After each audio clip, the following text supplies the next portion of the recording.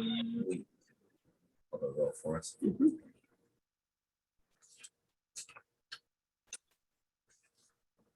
You ready? Yeah. All right. Good morning, everybody. Welcome to the Texas State Board of Examiners of Psychologists meeting. It is May 19th. It is 10 a.m. And can you call the roll for us, please. Sure. Mr. Adler?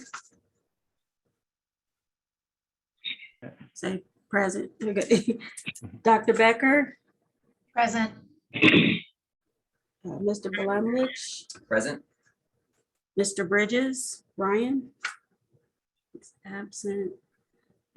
Dr. Calhoun? I don't know what just happened to my screen. Dr. Cartwright?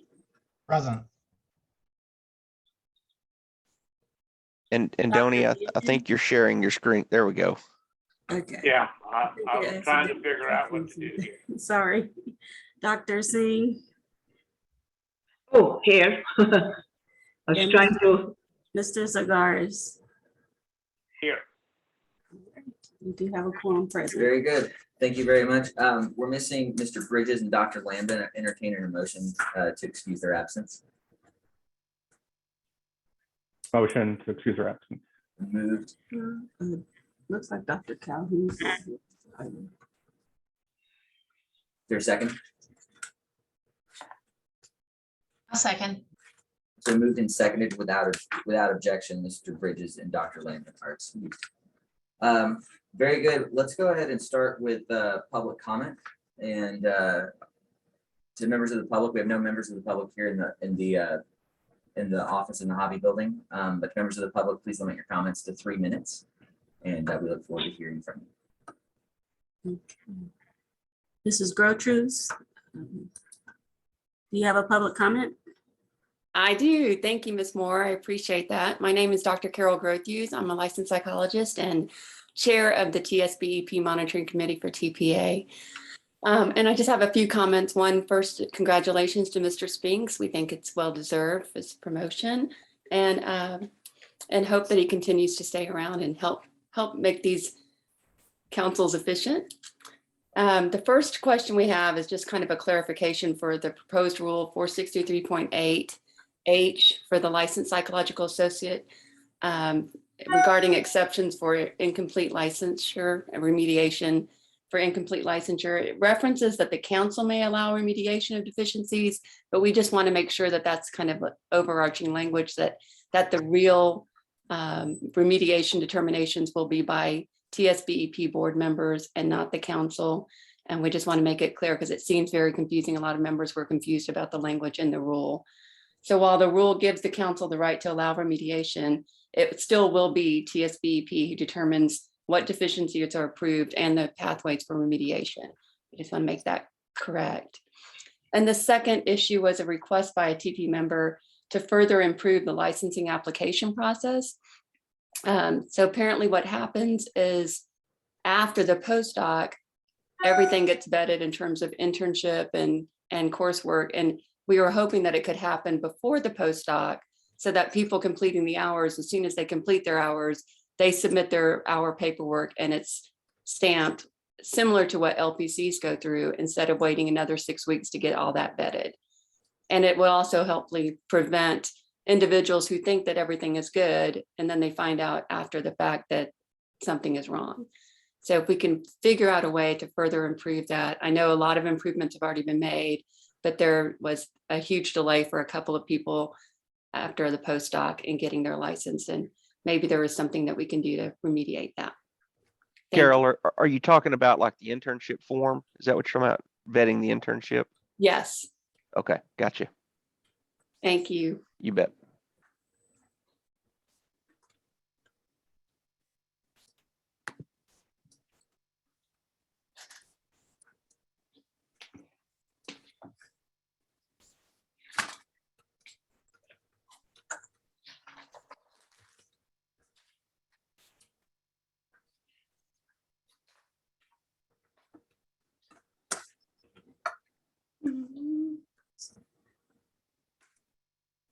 Ms. Martin, do you have a public comment? Yes, I do. I'm Sandra Martin. I'm governmental liaison. I should probably put it the way it is. For Christian Counselors of Texas. We're slow to catch up with the Psychology Board, but we are catching up. This is our year to tack the Psychology Board on to the people that we meet with. We are learning how to work with government as a body. We're encouraging our members to do hopefully as much public comment as I do, hopefully more. So you'll be seeing us around. You'll certainly be seeing me around. We have a meeting. So good morning, and I hope you enjoy the meeting. That's possible, I think, in a government meeting. And we look forward to learning more about you. Thank you. Thank you, Ms. Martin.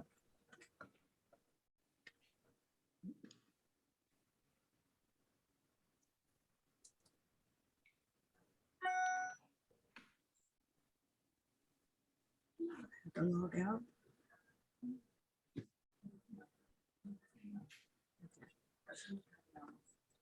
Okay.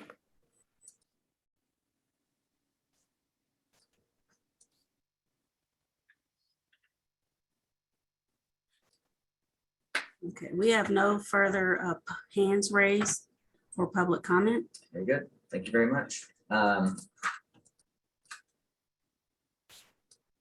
For the chair's report, I do not have a whole lot. First of all, thank you everybody for being here. We promoted Daryl yesterday, it's much deserved, and proud of the work that he's done here. Looking forward to lots more good things here in the weeks, months, and years ahead. So wanted to just thank Daryl for that. Also, I'm coming to you today from none other than the wonderful, beautiful Hobby Building in downtown Austin. This will hopefully be, God willing, the last time that well, it will be the last time we're here, and thank God. The question is next time, where will we be? We will be at the Bush Building. The question is, in terms of meeting facilities, will we be ready, and will those be ready in time for us to meet? And that is somewhat of an open question right now. But I am working on potential other ideas to eventually get us back together in person. Still, I know for a lot of you guys, I don't think we've ever actually had an in-person board meeting. So looking forward to that. So stay tuned for that in the future.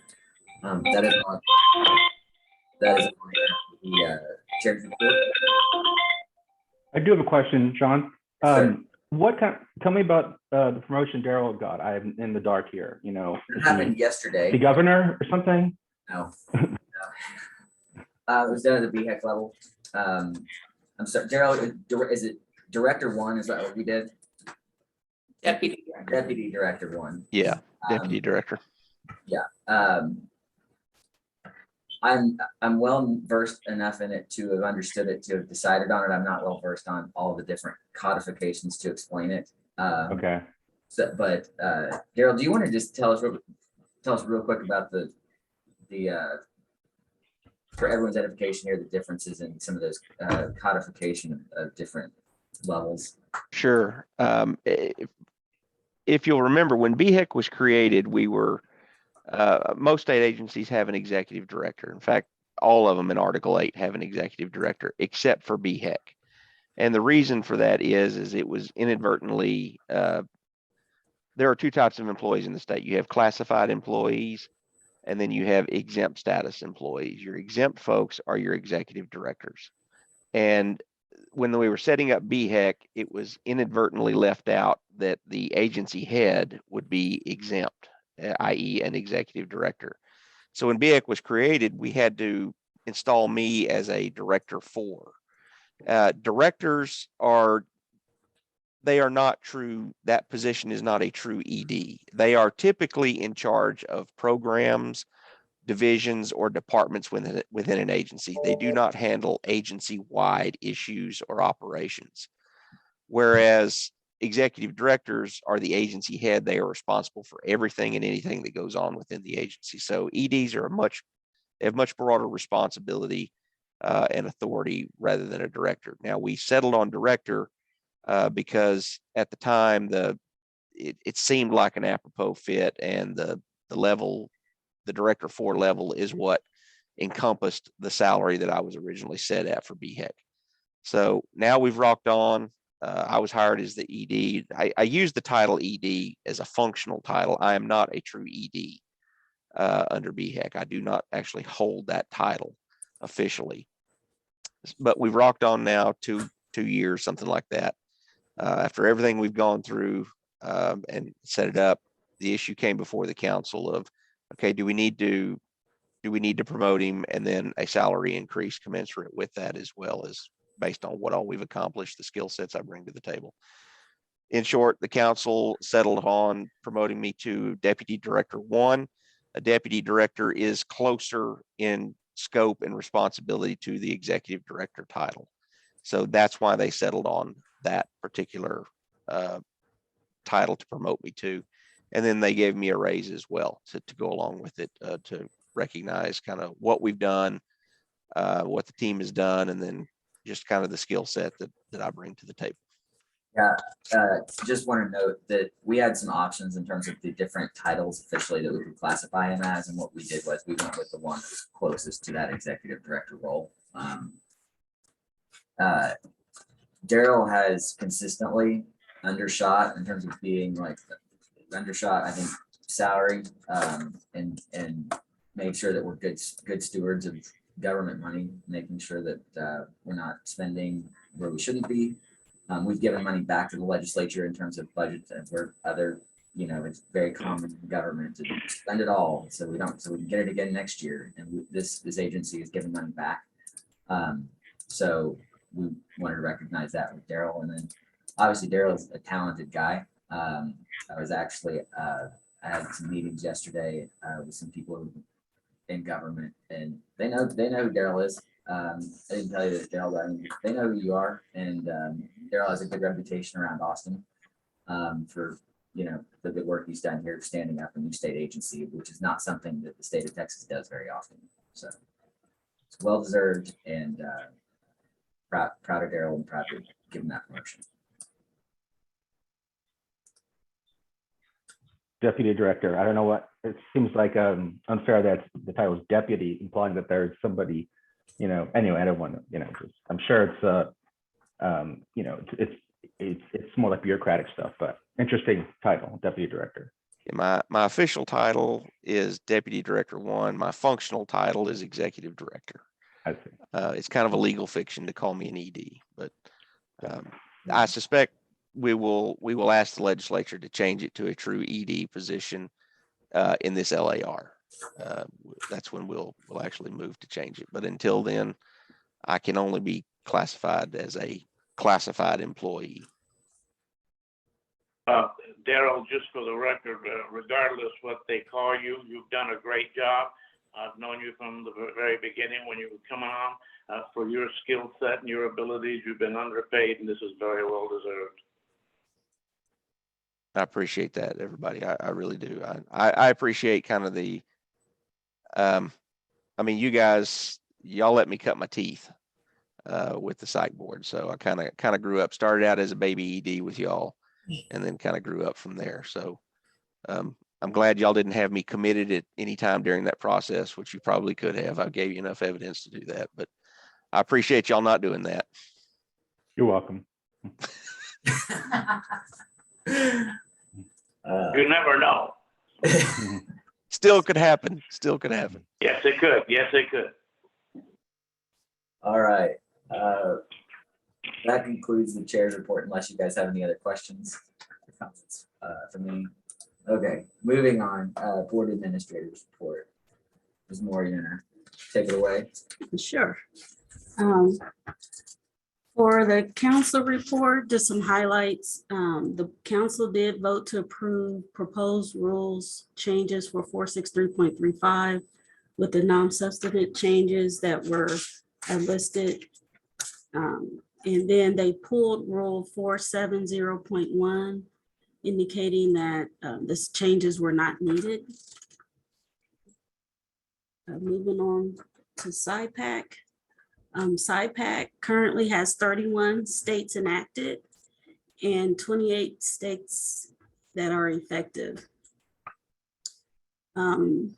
They are scheduled a June 14th training session for board staff and board administrators, so they can understand their reporting roles and what needs to be done under our level for the SIPAC database.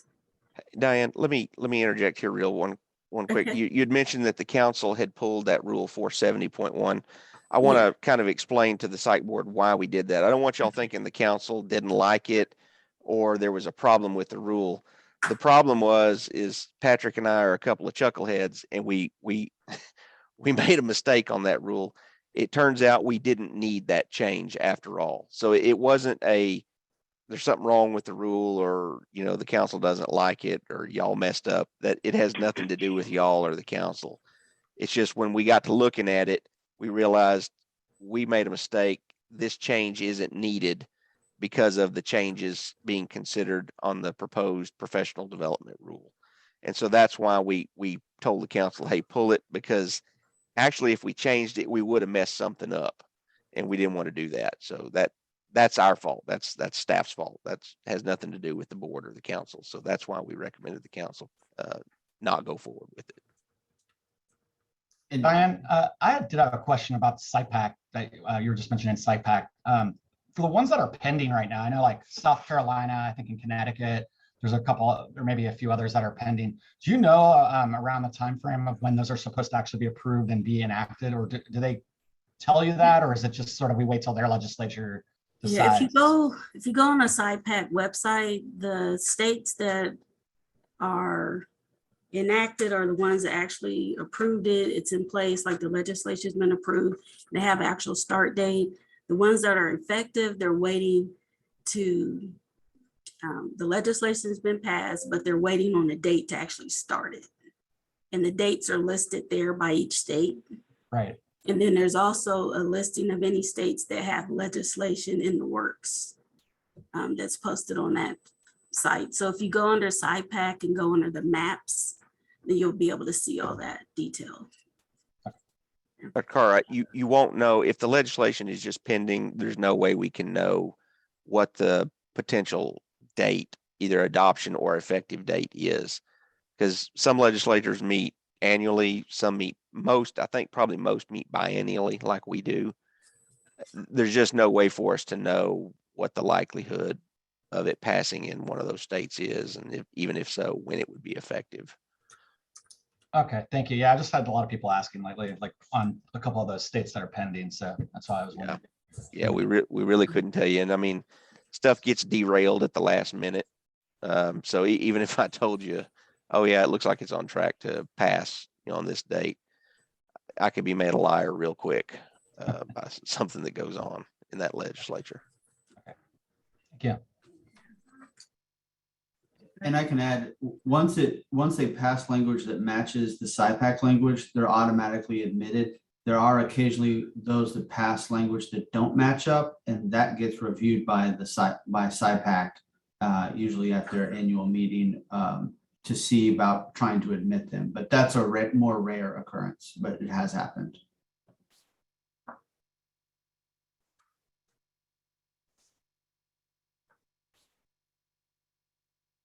Okay. For ASPPB, I was able to attend the mid-year meeting in person. It was in New Orleans on April 21st to the 24th. It was just a nice opportunity to meet the other state regulators in the Canadian provinces, individuals there. So at the BARC meeting that I attended, that's for the board administrators. And in that session, we were able to have a little one-on-one with Jackie Horn with discussing the APA master's level accreditation, and just to get, you know, just a prelude to what was going to be discussed at the whole conference. And also we did ask for ASPPB to consider taking over the approval of the testing accommodations. And that was a recommendation by Mr. Spear, is saying that's something that would help the efficiency of the office, is for them to do that. So at our next BARC meeting, the ASPPB will be talking about take this discussion on whether they would handle that role for the other boards. there were other boards that were interested in it as well. So the main, Diane, do you know who, Yes. what those jurisdictions, you know, a few of those jurisdictions? I'm just curious to see who else was interested in that. I think everyone that was present, I believe Arizona was there. I don't know all the states, Oklahoma. Uh-huh. Even some of the Canadian ones that were there. Okay. I just don't remember the names that go with which states, but Okay. for those that were in the BARC meeting, it was unanimous that everyone Okay. was interested in allowing that. Yeah, Transferring that responsibility over. And I also did ask, I believe his name is Mark, over the exams. I did mention to him that we were still interested in finding a way for them to handle the approval process for the test, the EPPP as well. So that's something that we still are wanting them to consider. Okay. But we know the Yeah. hurdles with that, but Yeah, we're the last board under BHEC. The other boards have moved to where the exam owner vendor, they actually handle the approval of the exam, and it works. It's much faster system than going through us for the approval. So, yeah. So, part of just some of the highlights of the meeting, it was the topic of the conference was the more you know, current trends in licensure. And of course, the hot topic was APA, working towards drafting standards toward accrediting master's level psychology programs. And even though in the past, KCREP has taken on that role, the APA feels it would be a benefit for them to do that and to also give us standards of competence, training, and opportunity to create a best practice model. So that is something they're working on, drafting those requirements. And Jackie Horn mentioned like in the June or July, somewhere around here, they're hoping to have something in place, to start it with.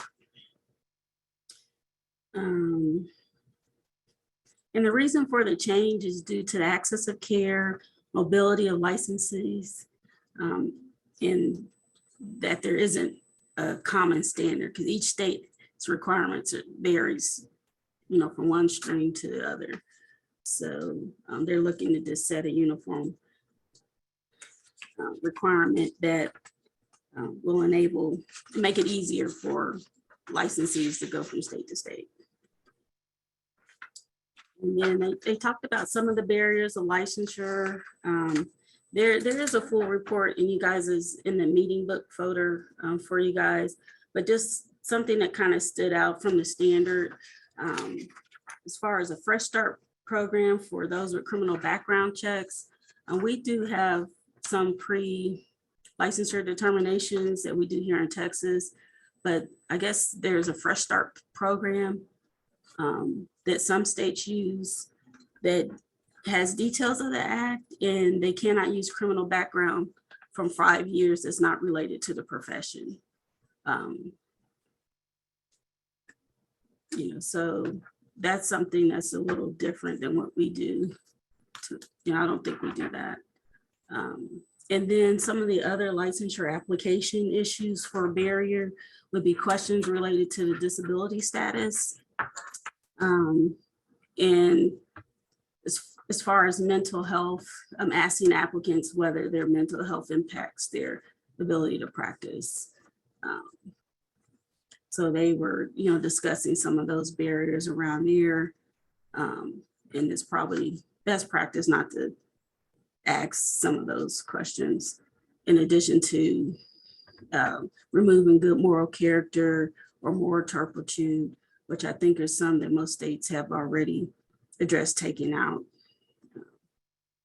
But another discussion that was brought up when talking about the accreditation of schools and the licensure requirements was this discussion on there are current consumer disclosure laws that require training programs to disclose whether their school meets their state requirements for licensure. and they are required to document what they did to come up with that conclusion. So that was my first time hearing that, but from some of the research that I looked at, it looks like that's been in place since 2020. And so that's interesting piece there. That's been in place in Tech. We have that in Texas.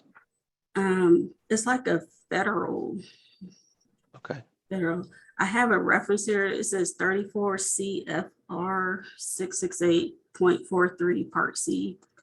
And then there's if the schools, the crediting bodies for the academia, if they don't do that, then there are penalties for them not informing the students that they don't meet their state requirements for licensure, like whatever state they're in. So, but one of the favorite things that is kind of, you know, my motto is it's our licensee's professional responsibility to know your licensure requirements, whether you're getting a license, had a new licensees, or held a license for 30, 40 years. You know, it's your professional responsibility to stay on top of what's required in your state and make sure that you're adhering to all those requirements. And then lastly, on that, the other topic was the North American standards for licensure and registries. So some of the three standards that they talked about was SIPAC, which 31 states are a part of the SIPAC. And then universal recognition, there are 18 states that offer that. And then telepractice registries, there's 9 states. And interesting enough, the state of Arizona, they said they participate in all 3 standards. So that was something that was interesting. I just read this morning, Louisiana has got a universal licensure bill moving through its legislature right now. Yeah. Yeah. Okay. So moving on to the Texas Statewide Health Coordinating Council. At that meeting, they reported that there still continues to be a significant shortage of mental health services for child, adolescents, and adults in the state of Texas. Barriers are due to healthcare, limited resources to healthcare, and then just individuals being out of network. There was a big increase in expansion of teleservices due to COVID. They mentioned that in 2020, there were 856,000 teleservices provided in Texas. And then in 2021, there were 432,000 telehealth services provided. And the rural areas are impacted by either having slow internet speeds or no access to internet services at all. So, and this group, they update the plan every 5 years, and they provide a yearly progress report. So their next meeting is scheduled in the early part of June. That concludes my report. Thank you very much. All right. Moving on to item 5, Enforcement Division. Mr. Bridges, are you taking this? Oh, you muted. That's me. Oh, sorry, Alfonso, you're here. Very good. Mr. Fernandez. How you guys doing? Doing very good. First up would be the dismissals. As you can see, for the second quarter, there were 9 dismissals for the psychology board.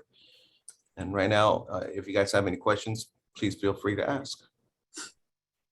Is this the one you need ratification, or is this just letting us know? Just letting you know. Yeah.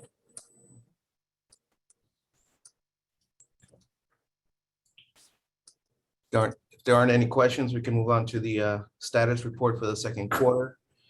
And again, I make myself available to any questions you have.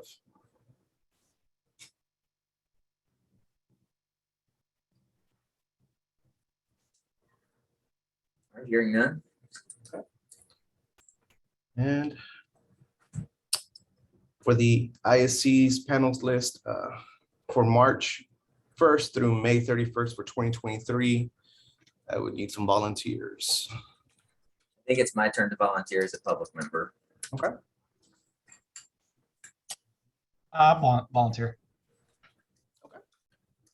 I'll volunteer, All right. All right. because I actually haven't been called for anything in like 2 years, I think.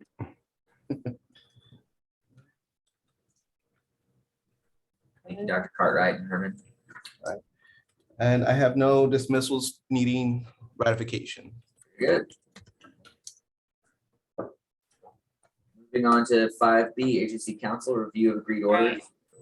Sorry, I just wanted to go back. Mark, I don't know if you realize you're the December to February person. So if you want me to take March to May, I'm happy to do it for the psychologist, but you can take 2 in a row if you want it. I'll take 2 in a row. I've never done them, so it'll be good to just get more exposure to it. So yeah, that's fine. No worries. Thank you though. I appreciate that offer. We have one order that was signed by Daryl. Does anyone have any questions? Okay, the next one is one that requires board ratification. We have Mr. Eric Enoch Escamilla. Because of a criminal case, he was given a civil requirement that he has to regularly report. So he has he applied originally for an LPA. He is now, that expired, and he's now applying again for LPA.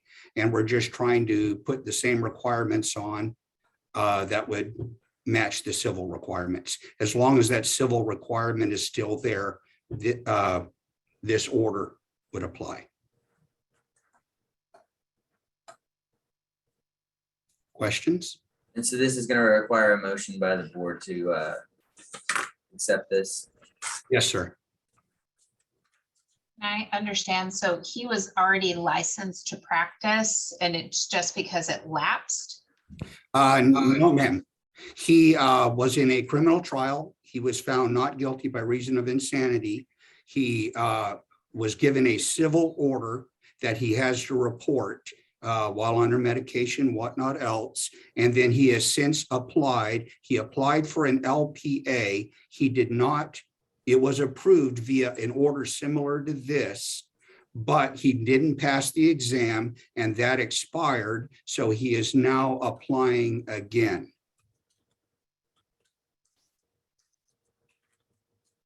That was signed by Dr. Brannaman back in the day, is that right? Yes, sir. Diane, were you able to, the supplemental things that I sent you, were able to add that to the board? Yes, I did. Do you want to give them a moment to take a look at that and they can look and see, review those documents? And I received an email from him. He says he is here for questioning if you have questions. Yeah, I see him over in the Okay. audience. I will say, just to the board members, this is not the criminal history is not an issue here. That is not something that we're looking at. It is, this order is based on the civil requirement that he undergo the psychiatric review. It is meant to mirror that requirement for purposes of licensure. Should he become licensed, then as long as he's under that requirement for the civil psychiatric review, he would also need to be under supervision. So I don't want to make clear that this is not, the question here is not, it's not related to the criminal history. No, I think my questions are, we've established that the application is in order, all of his LPCA paperwork is appropriate, and he has met all of his educational requirements for this part of his education. Yes, ma'am. Yes, ma'am. Okay, then I think as far as I'm concerned, if he has a supervised practice that he is ready to go into, then I don't know that we necessarily have the right to bar his ability to practice under supervision. The point is he's essentially, my understanding is that he's willing to agree to this. To your point, Dr. Becker, I think what you're saying is that you're not sure we can stop him, but the point is this is already essentially on the table, ready to be agreed to. I mean, I guess what I'm saying is that it's kind of our obligation to, in my opinion, it's kind of our obligation to say yes. If he has agreed to all of these matters and he has met the educational requirements to practice, then it is our obligation to allow him the supervised ability to practice. And I will tell y'all, the only reason this is coming before you is because of the highly unique circumstances of this particular applicant. This is not something that at the staff level, we wanted to just simply go, push through without making the board aware. This is one of those instances where, the higher ups need to be made aware of what we're doing at the staff level. And so that's why it's coming to y'all rather than just me signing it and moving on. So I need a motion from the board for me to sign, for me to also sign off on this. Correct.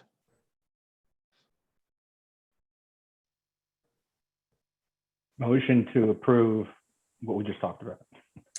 Move that we approve this and I sign it by Mr. Adler, I'll second that motion. seconded by Dr. Becker. All in favor signify by saying aye. Let's further discussion.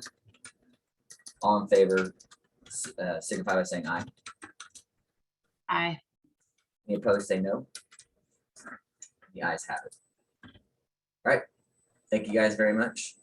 And there is nothing before SOA. Very good.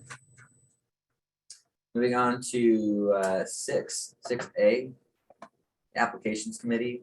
We have an appeal of application denial. And this has to do with an international degree. Which one is that? Is that right? The denial is different. Oh, sorry, my, Razzie.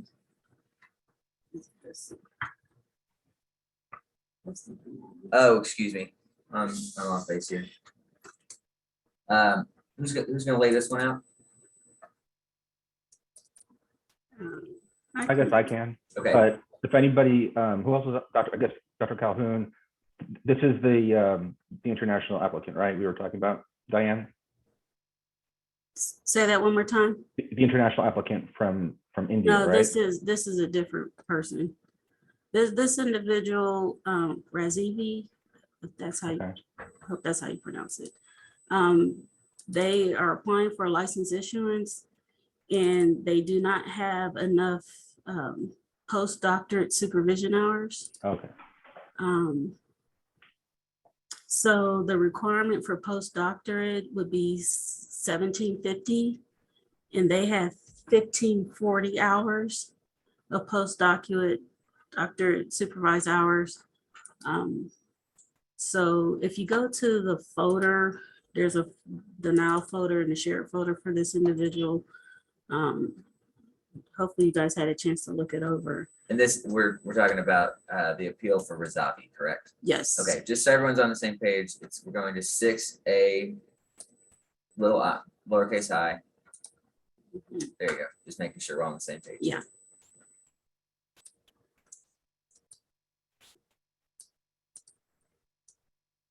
So based on the documentation, the board staff calculated these hours based on what they earn pre-doctoral and postdoctoral, and it's not showing that they've completed enough. So it's being brought before the board because the individual has not met the requirements.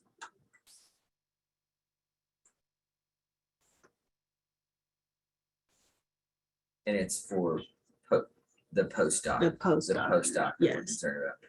Pre-doctoral, Mhm. fine, it's the postdoctoral Right. requirements that are lacking. Mhm. Discussion, questions, thoughts? Well, first question would be, could we just require her to get the 200 additional hours? I mean, is that out of line? Dr. Carr, before we start discussing, we ought to give Dr. Razavi the opportunity to revise it. I apologize, Doc. I'm butchering it here. I'm not looking at it. Give her the opportunity to speak. I know that's something we afford all the applicants. She is in attendance. Yeah, I see them raising their hand here. Yeah. Let's do that. Thank you. Okay, there. Hi, good morning. Morning. Thank you guys so much for the opportunity to explain. I wanted to apologize because I actually ended up making a mistake.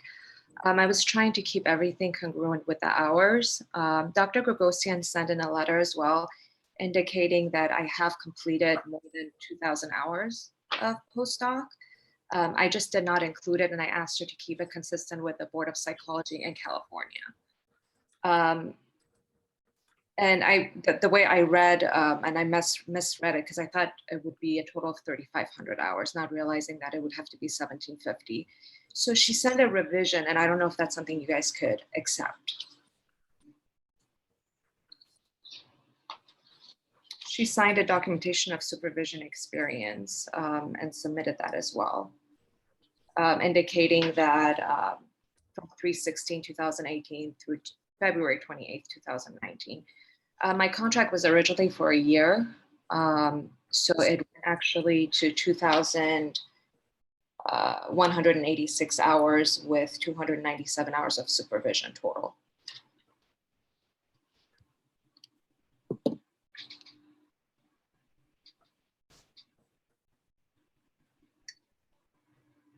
So essentially, it just looks like in the application, you underreported your hours. I did, thinking that it would have to be a total of 3,500 hours because that's the requirement in California, is 2,000 for pre-doc and 1,500 for post-doc. So I filled it out incorrectly, wanted to see if we could revise it and include the additional hours. That would give me the over 2,000 hours.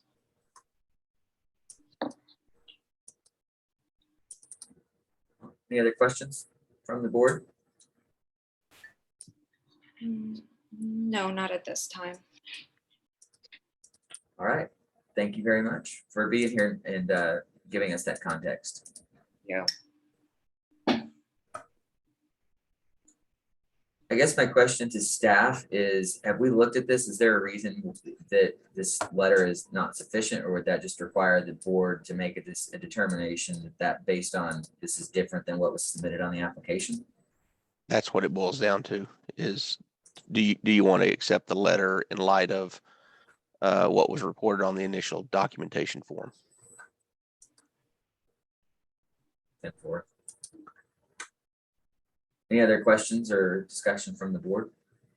She actually included her logs as well, which is pretty standard.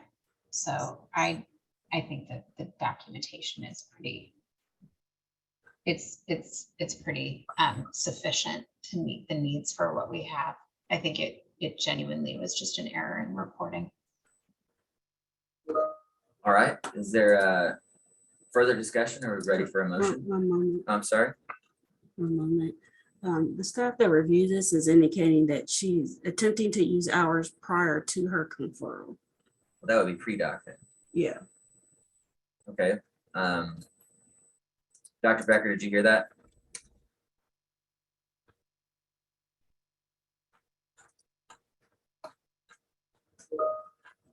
So Dr. Razavi, when did you receive your PhD? My PhD I received, hold on to see, it is December 17th of 2018, I believe. Hold on, let's see. Let me pull that out.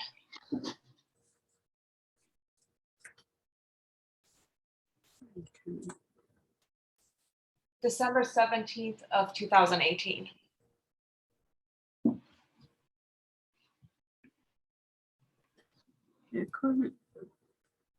According to our staff, she's indicating that her program was not APA, so she couldn't use formal internship hours toward the PD, the postdoctorate.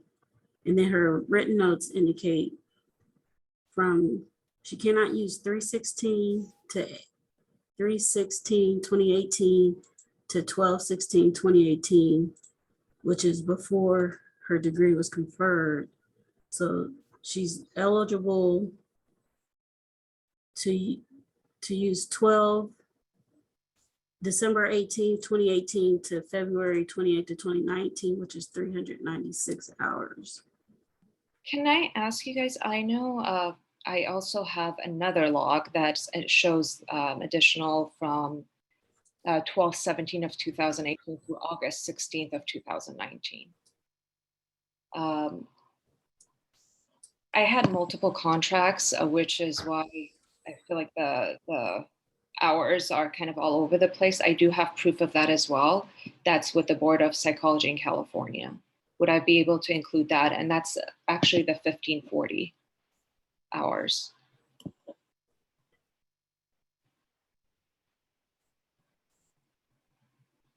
You're talking about hours from two different settings? You were in two different places?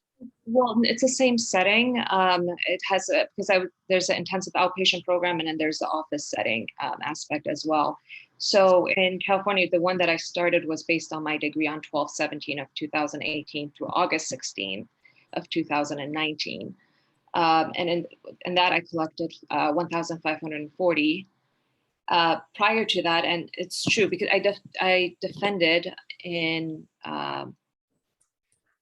March of 2018, they said I could start collecting my postdocs. So that's why I included the 3/16 of 2018 to November. I figured it might be an issue. So we went ahead and extended it all the way out to actually August 16th of 2019. So SATA said, let's just extend it out just to be on the safe side, because there was a chance that I was going to move to a different state. So we just wanted to make sure I had enough hours. In reality, SATA pointed out I have over 2,500 hours of postdoc if we were really able to sit down from March of 2018 through January of 2021. It would add up to more than 2,500. Right. So I'm following it now. And so the challenge is that what we need the clear documentation on is that you had two different placements, one in outpatient, one in IOP. And the documentation clock for Texas doesn't start until your conferral date. So it doesn't matter when you defended your PhD here by our rules, that the hours clock doesn't start until the conferral date that's on your graduation. So that's where I think that the hours clock for what you're reporting and the hours clock for what we can accept is not lining up. So I don't know that we have all the information that we need, not necessarily that you don't have the hours for the license, but just that we may not have all the information in our hands to be able to do what we need for you. So I think that to make it the most clear, what we would need is the information from the date on your graduation conferral through the end of your postdoc with the hours that you accrued in that time point to be able to determine that you met the hour requirements for the state. Got it. Does that make sense? That makes sense, yes. Because I think it sounds to me like you probably have the hour requirement between the two settings, but we actually need to clearly see it from the time that the clock started until the time that your postdoc ended. And I'm not sure that we have the documentation clearly based on the documents that we have. Okay. So would I be able to correct this? I could start it from March and I'll pull out all the logs that I have and go over it with Dr. SATA. Would I be able to resubmit them to show that I have, so starting from, it would have been December 17th of 2018. And it would have gone through March of 2020 actually, would have been where my contract would have ended. So would I be able to send you guys documentation from December 17th of 2018 through March of 2020, indicating all the hours that were logged, which is from my the time that I actually received the degree to the time that I actually left talk therapy? Would that be sufficient? And it should come up to more than 1,750. Is that and that's the documentation that we need. I think I need something from the staff what are the timelines and all of that, Right. Diane? Yeah, the issue is from what the staff has reviewed. Her degree conferral was December 17, 2018. And she was trying to use the March 2018 up through December 16, 2018 hours, which she does not apply based on Texas rules. So her application is still good till her application expires September 20th, 2023.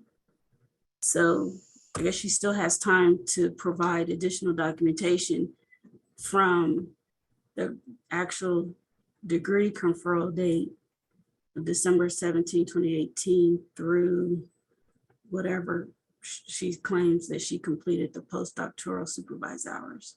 Just boils down to, will the board accept a substitute form, given all the confusion? Because when you look at it, it could either be confusion or somebody's fudging to us, is what it's going to look. Those are your two conclusions when you see all this submission. So it's just depends on what the board is comfortable with. If y'all will accept it, then she can just submit a form with the correct hours in the correct time frame, and then we move forward. We approve her and move forward. So do you need a motion from the board essentially to accept the substitute form? And if the substitute form passes muster based on the rule, we're good to go. And if not, then we do not. Correct. Mhm.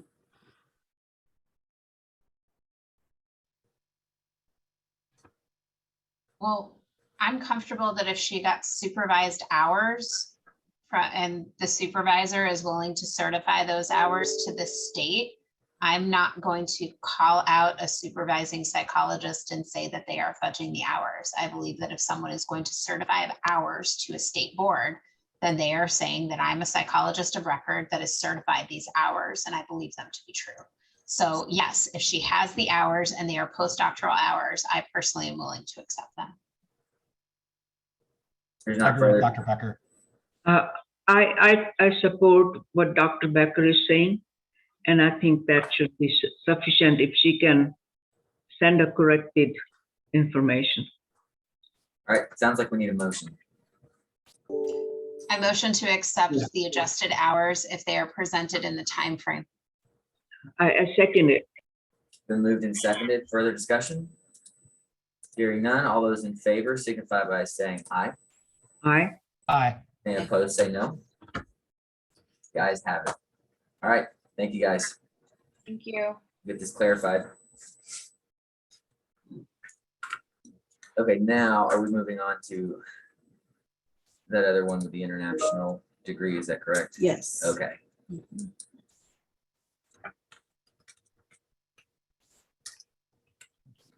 All right, so we're going to 6A2. So generally here is the issue, Daryl or anybody else, feel free to chime in. The issue here is that are we having a hard time verifying the degree or what the degree consisted of? Is that am I understanding that correctly? So there are a couple issues. One's very basic issue is that we don't have all applicants have to have their school send us a transcript directly to us. No middleman, can't be given to them to send to us. We never got that transcript. That's like, it's iron, like the school has to send us the transcript. Another problem is the school apparently doesn't do transcripts. She gave us a plethora of information about what she's done in India. Obviously it's comparable to what we have, but it's not at the same time.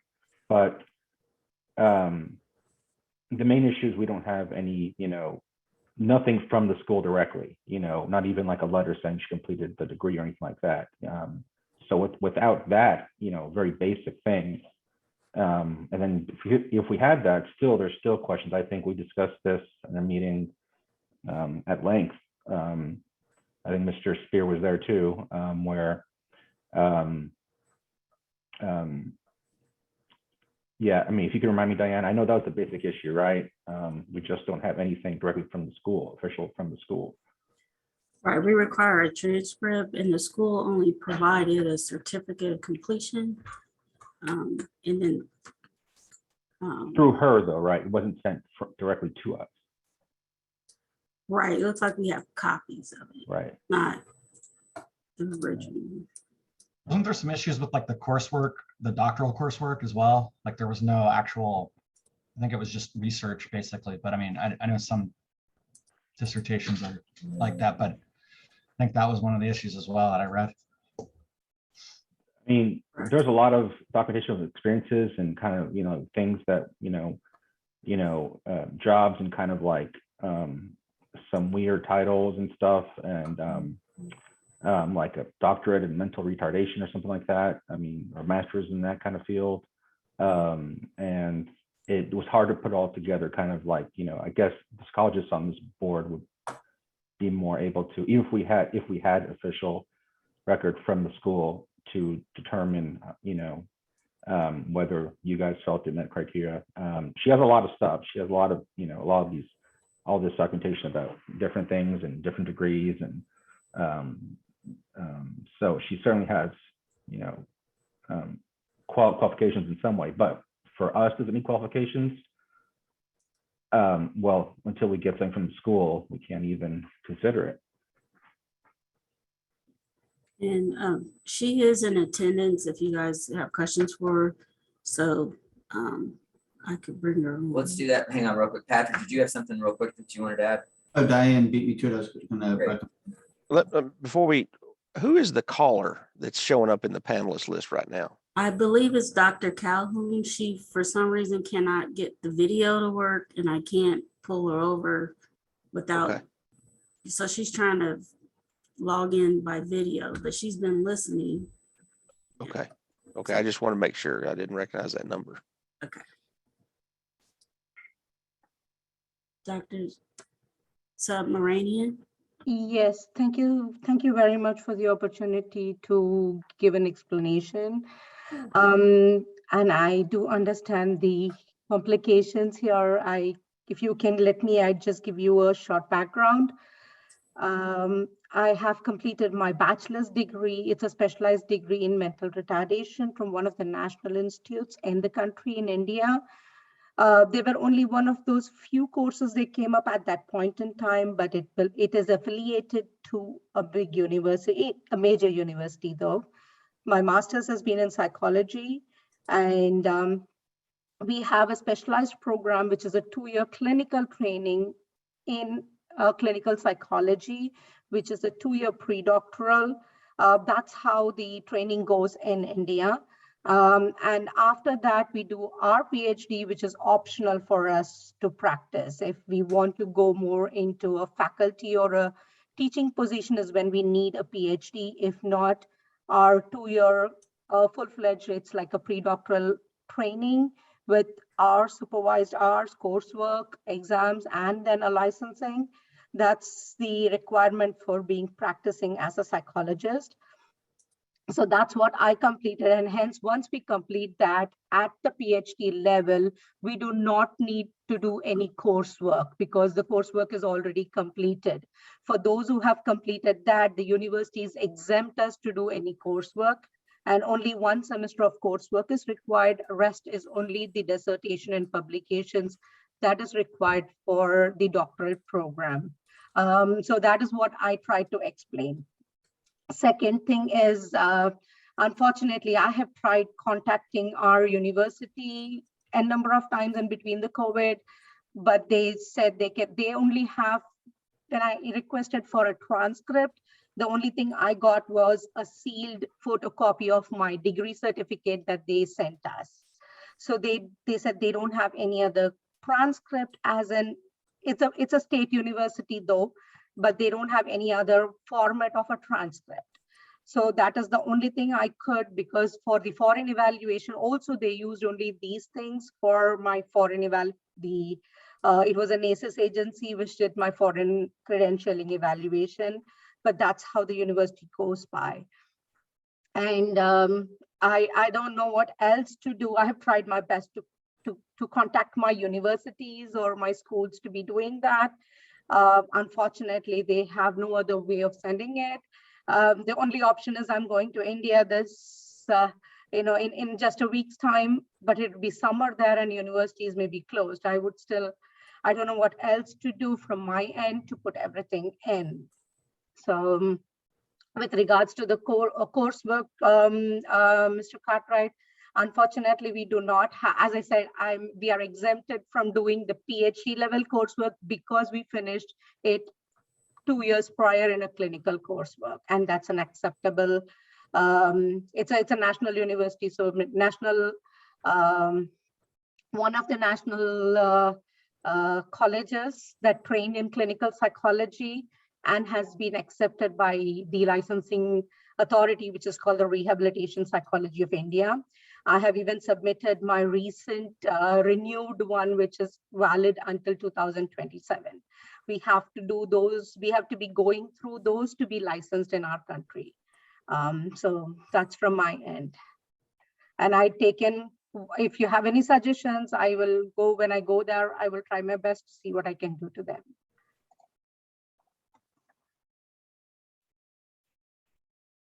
Very good. Any questions from the board?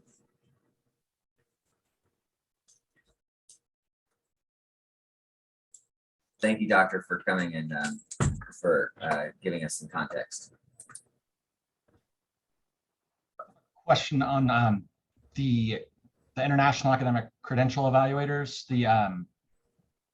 basically they're out of Denton, I guess. Or do we respect that? I don't know. As a board, that's respect. Okay, this is something that wanted to make sure that was actually, credible. Yes, the board accept credential evaluations from NACES. So yes. I have I'm not real sure what exactly is the situation with Dr. Lalita, but the PhDs in India are not equivalent to the PhDs in America, US, United States. The course, they do not have coursework. They only do a thesis, not even sometimes called dissertation. I have been on some as an external member of the committees, and I know how the degrees are conferred, and those degrees are not equivalent, and the coursework is not done ahead of time. That's why Indian PhD cannot be accepted equivalent to US PhD in academia. In our colleges, universities, to hire a professor, for example, we will not consider that.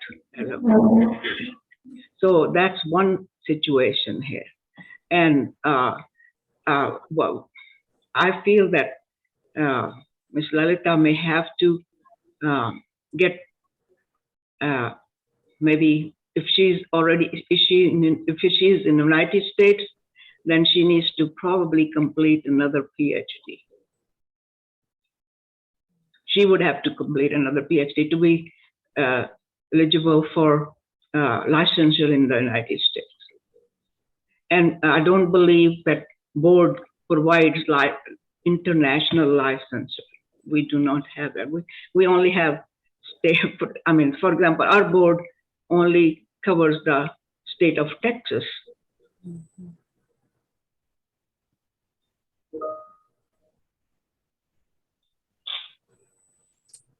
Any other discussion? Does anybody have insight on other cases where it's been international, trying to transfer degrees and things like that? Just this is the first I've come across it, honestly. So just wanted to see if you guys have been on for a while, so didn't know if there's some past experience we could learn from, or how this is typically handled. Or... Okay. I do have a message from our board staff that reviewed the application, and she's, one second here. She's indicated that the applicant is already completing a postdoctorate under 882.26. And she just reminding us that we have issued Texas license to foreign graduates before There was just another unusual thing was her MPhil. That's one of the documents that was provided by the applicant. And I believe that's where she's completed some of her doctorate requirements under that. So I'm not sure, it's not something that we normally see, but that is a document that is attached in the packet. So if you guys want to take a look at that. Are we worried about like essentially the fact that the school has not sent us anything directly? Are we okay with that, or do we want things from the school directly if we're going to consider that? Or is even if it was sent from the school directly, is it still, do we still see it as deficient, even if it came directly from the school?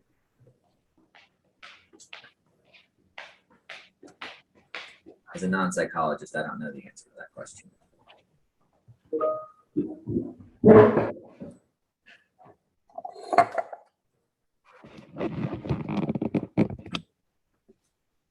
Board staff also just wanted to mention that it's not uncommon to get transcripts from her area of the world. Like, I guess from India, it's not uncommon not to get transcripts.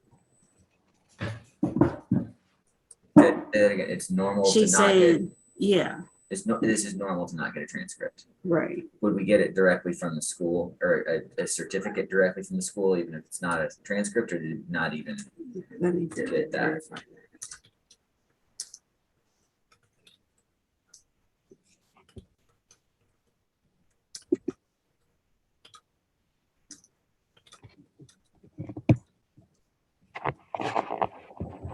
So I think the other piece of this conversation too is, I think there are two sides of this. I think the first is establishing the education of the applicant and whether or not we think that the application in front of us has commensurate education. So we have an independent evaluation that says yes, and we're continuing to question that because we can't get direct certification of it. So I think we could potentially go either way. I think the question then becomes for me, what are the skills of this particular applicant? And I think that's kind of where I'm questioning the hours on this person and whether or not they have the internship and the postdoctoral hours and what that evaluation looks like. And if this isn't more of a candidate to put a little bit in perhaps our remediation track in looking at whether we put a closer eye on this, because I think that this is going to be a non-equivalent applicant anyway. We look at the education piece of this. If we're looking to perhaps find a way to license them, which I don't know how I feel one way or the other about that. I think that we don't know how this person is functioning. I think my bigger question is safety to the public and whether this person has the ability to do what it is that they need to do if we don't have that first step of knowing if their education is commensurate to what we would expect at this level. So then it becomes down to where are they practicing? Who are they practicing with? And those are the questions that I'm asking. And I don't know about any of these things. I'll tell you, Dr. Becker, this is going to be one of those deals that falls outside the remediation rule because we're talking about does the degree qualify or not, and you can't hear it. Fair enough. Thank you for the reminder. Well, for the education part, there are a lot of areas that will not be taught in India. For example, the diversity that we have to have been taught in our program, and many social psychology and part of it, and some of the other courses that pertain to specifically cultures in US, that will be lacking in this because the mental retardation is understandable, that would be one area that would be good, doesn't matter where it's being taught at, but other parts would be missing. Lots of areas would be missing because of the different emphasis in the programs offered overseas in different countries versus what we offer here in America. In Texas, I'm not talking about America, in Texas.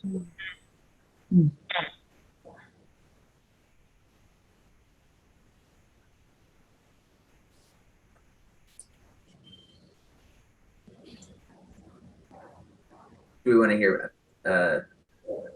Dr. Lolita has raised her hand. We're gonna, let's go ahead and hear what the doctor wants to say.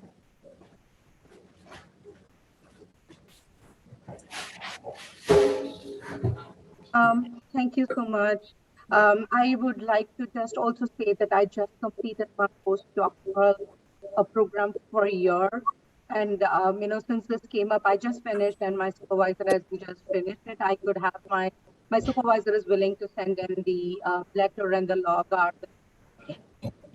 Would that help?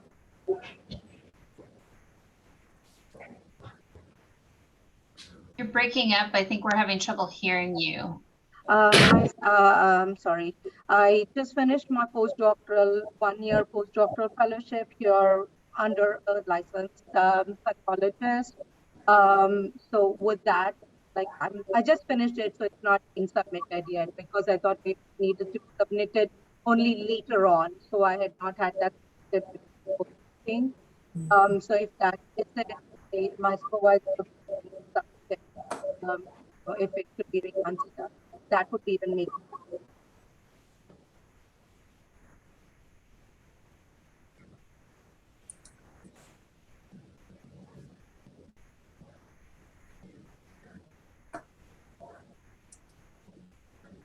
I guess to the board, do we have a direction on this? Do we need to get more information? Do we want to leave this pending?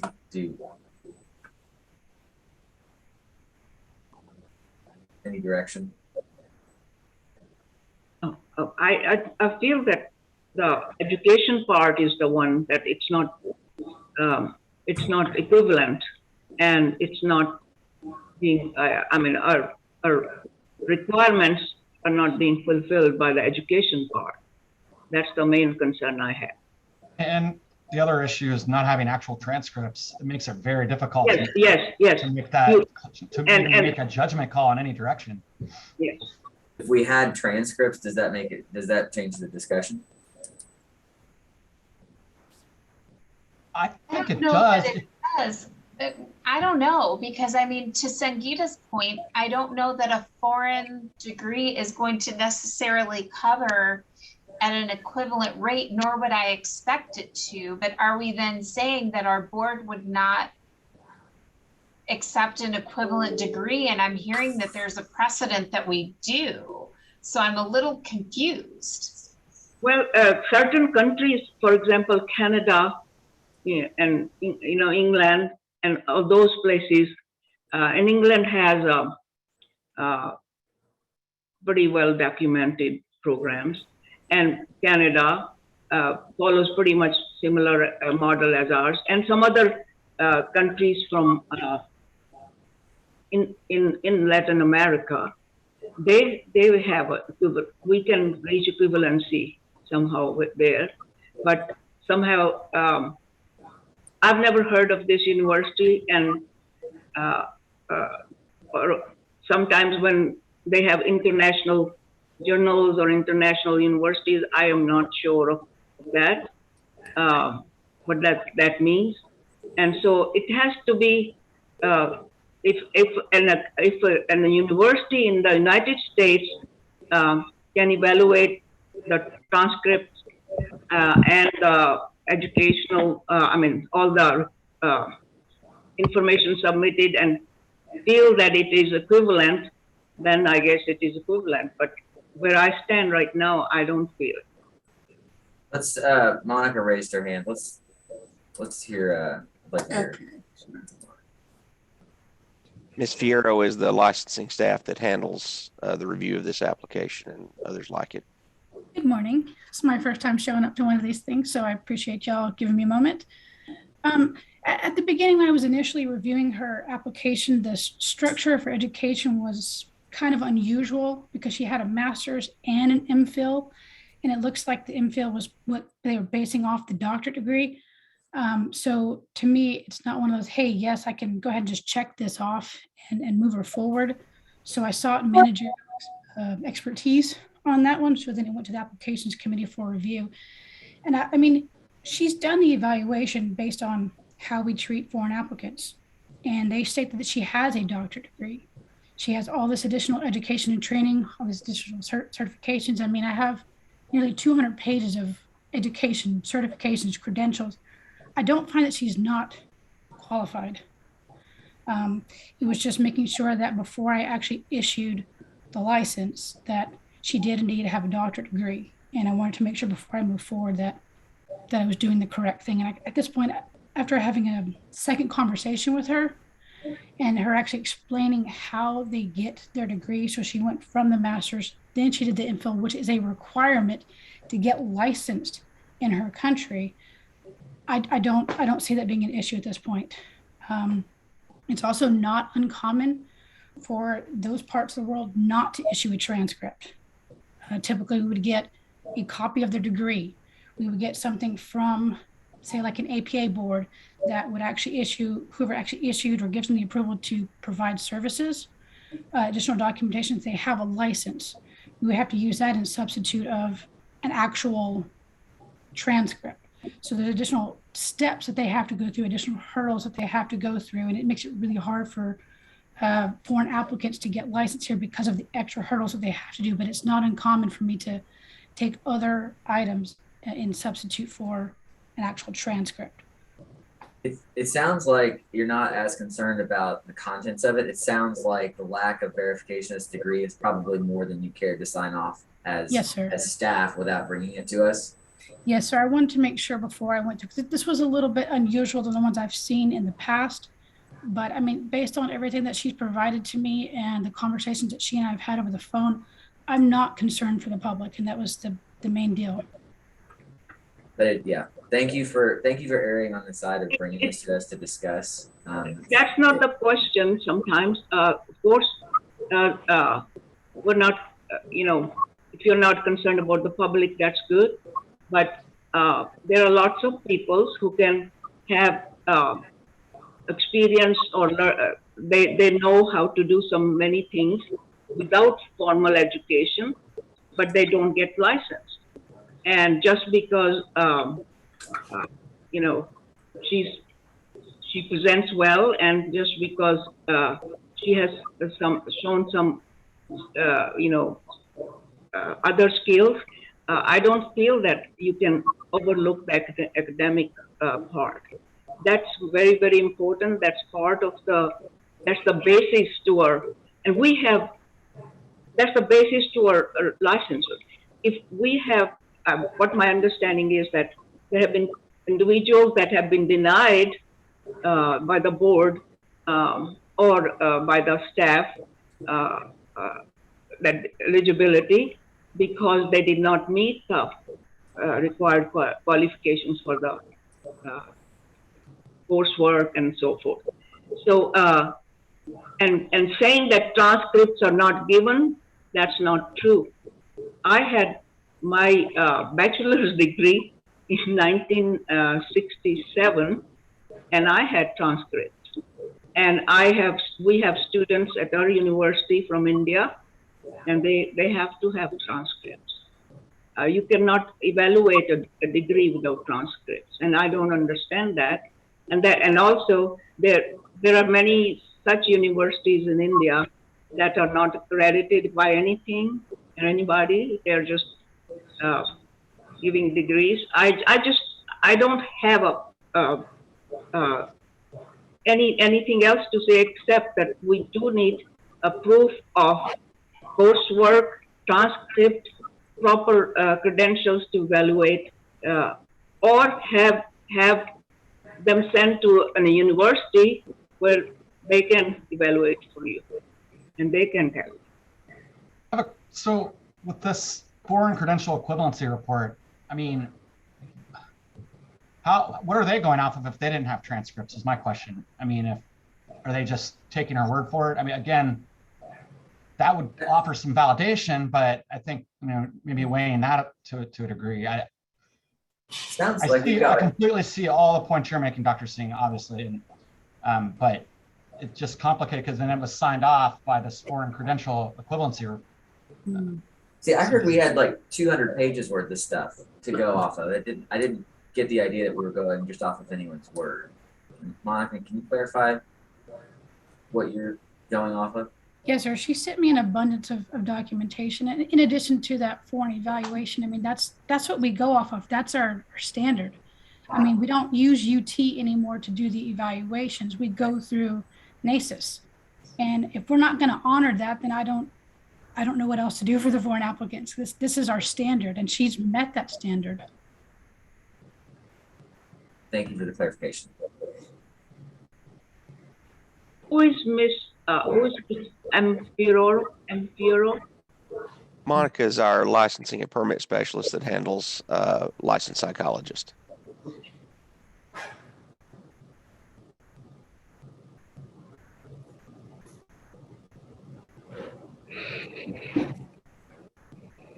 So if I can just summarize where we are at this point, I think it sounds like we're a little bit torn because it sounds like this is a somewhat unusual application.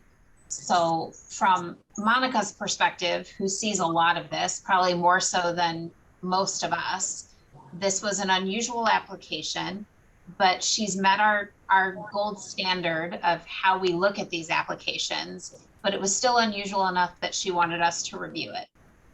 In the review, it seems like there's still some holes and we like some additional verification, but that verification is not available currently.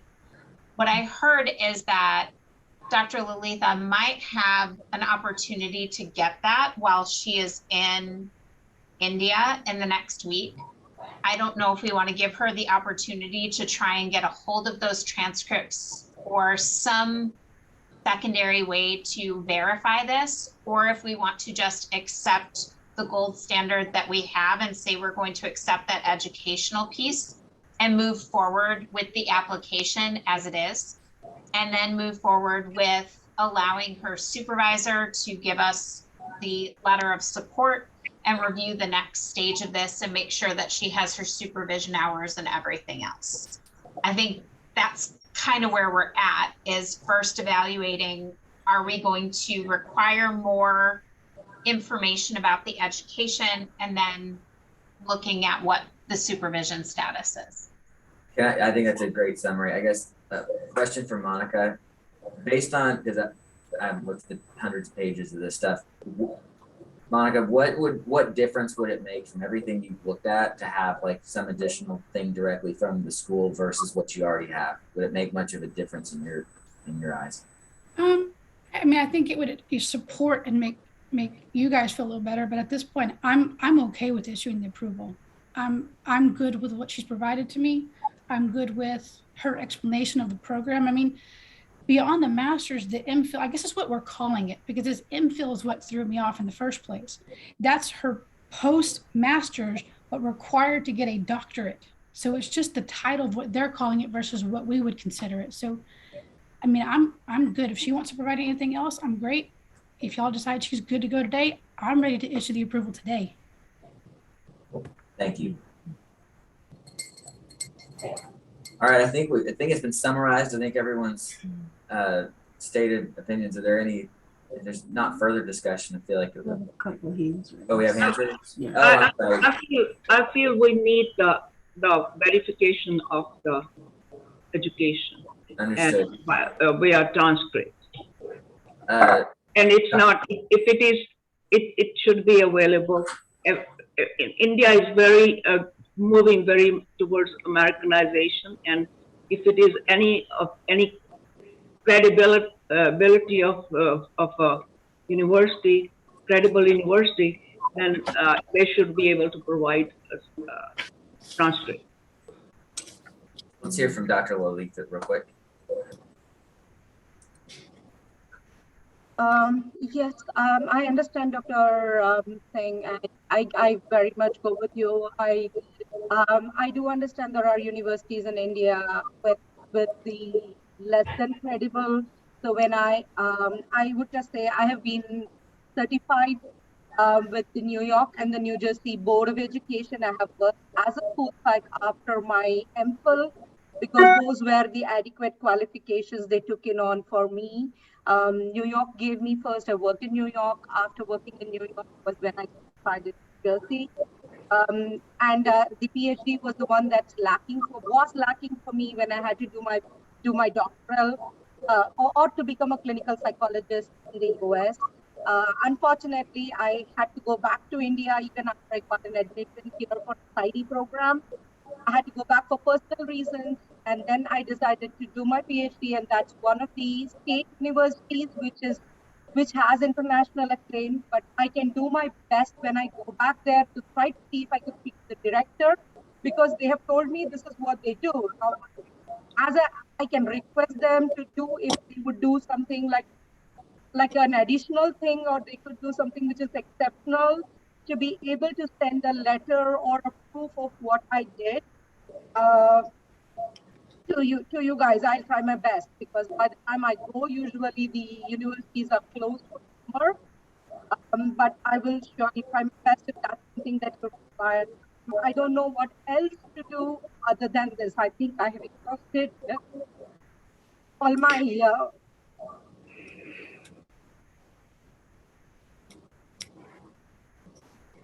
Thank you, Doctor. And Donnie, you got your hand raised. Daryl?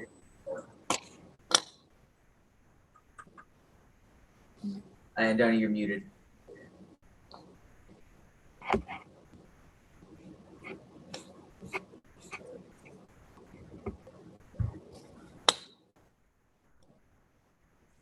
you hear me?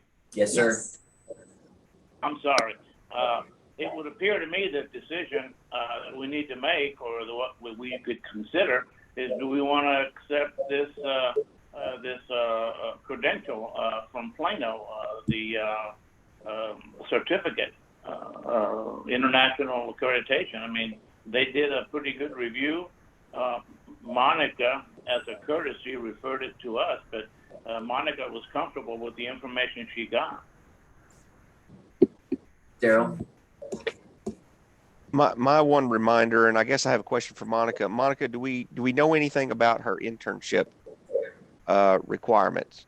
Is she going to meet our internship? Because all of this discussion about a degree, if the board says yes, she doesn't have the internship, we run into that situation that Dr. Grothuse pointed out just a minute ago in her public comment. I'm trying to manage some expectations here. Yes, given that there's no internship on the doctoral transcript, if we're going to accept the degree, then we need to look at the MPhil. If he doesn't have that, there is also that opportunity, if we consider her out-of-state license substantially equivalent, that she can come under the attestation portion where she can attest that she's done at least 3,000 hours of supervision. That would then help her get through the final phase. Gotcha. Okay. So in other words, if we treat any licensure in India as the out-of-state licensure, she could go the attestation route and maybe avoid that particular hang-up. Correct. Gotcha. And that she did renew her license, and she provided that to us here recently to Diane Moore. So that license is current. That's one of the things I mentioned to her, to keep that active in case this is the route that we would be able to go. Gotcha. Okay. Thank you, ma'am. And that's in the packet as well. Okay.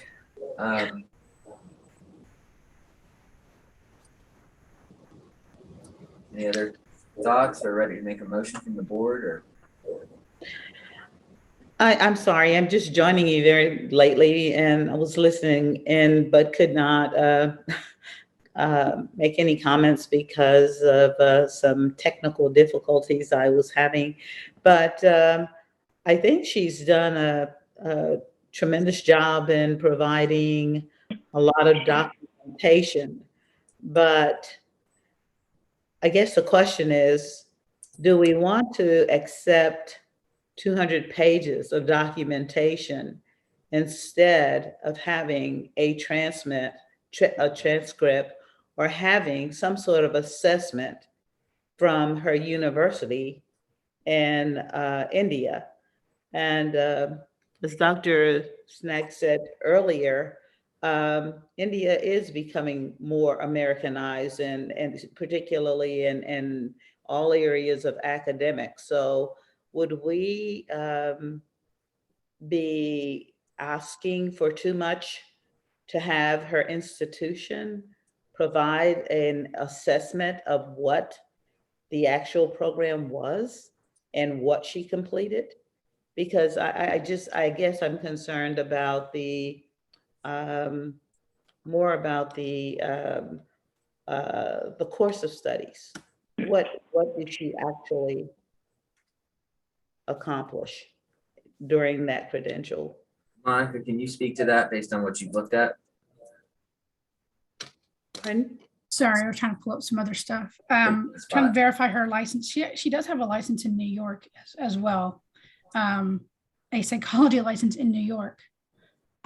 And as far as, I mean, I can send y'all everything that I have, but I mean, there's in those evaluations, there's coursework. She sent me other transcripts of all the other credentials and certifications that she's got. I mean, I don't have any questions about coursework. And even we're looking at the doctorate degree, I don't look at current US degrees as what their courses are. It's just, do they have a doctorate degree? That's it. So I don't evaluate their transcripts to that level of extent. So doing that for her, I don't see how that would be the same. I also think we buried the lead, which is if there's another state that recognizes her education and she has been licensed to practice in another state, that also helps me verify the education and her ability to practice. Yeah, because I believe she attempted. New York is a tough state to get licensed in too. It's like maybe the top, Yeah, I believe she attempted to apply for the LSSP. Monica, she is licensed to practice psychology in New York. Yes, sir. I'm looking at it right now online. Okay. I mean, Monica, our staff doesn't have much of an issue with it. She, I think, rightfully brought it to us because it's definitely an outlier. The applicant is licensed in another state. I'm grasping at reasons to say no at this point.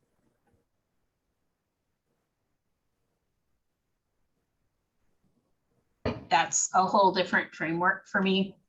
That makes it a lot harder to say no. So I think that it moves it to a different category, and I motion to move this application forward based on that. All right. I second. It's been moved and seconded to move the application forward. Any further discussion? Hearing none, all those in favor signify by saying aye. Aye. Aye. Opposed, say no. No. And the ayes have it. Thank you very much. Thank you very much to Dr. Lalitha for being available. And we'll proceed forward with this. Okay, where are we now? We are going to so do we want to just take we've been going for about an hour and a half. Do you want to take 10 minutes? And I've got 11:33 on this clock, which I think is wrong. We'll just say 10 minutes from right now. Standard easy to come back. Okay. All right.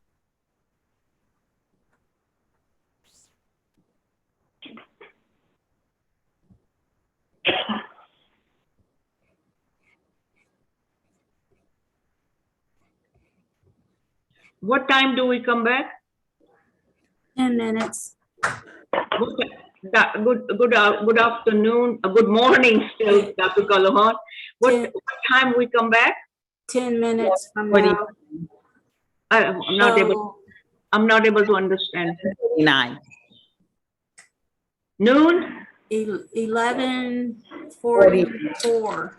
Oh. 11:44. So come back at 11:44? Yeah. Okay.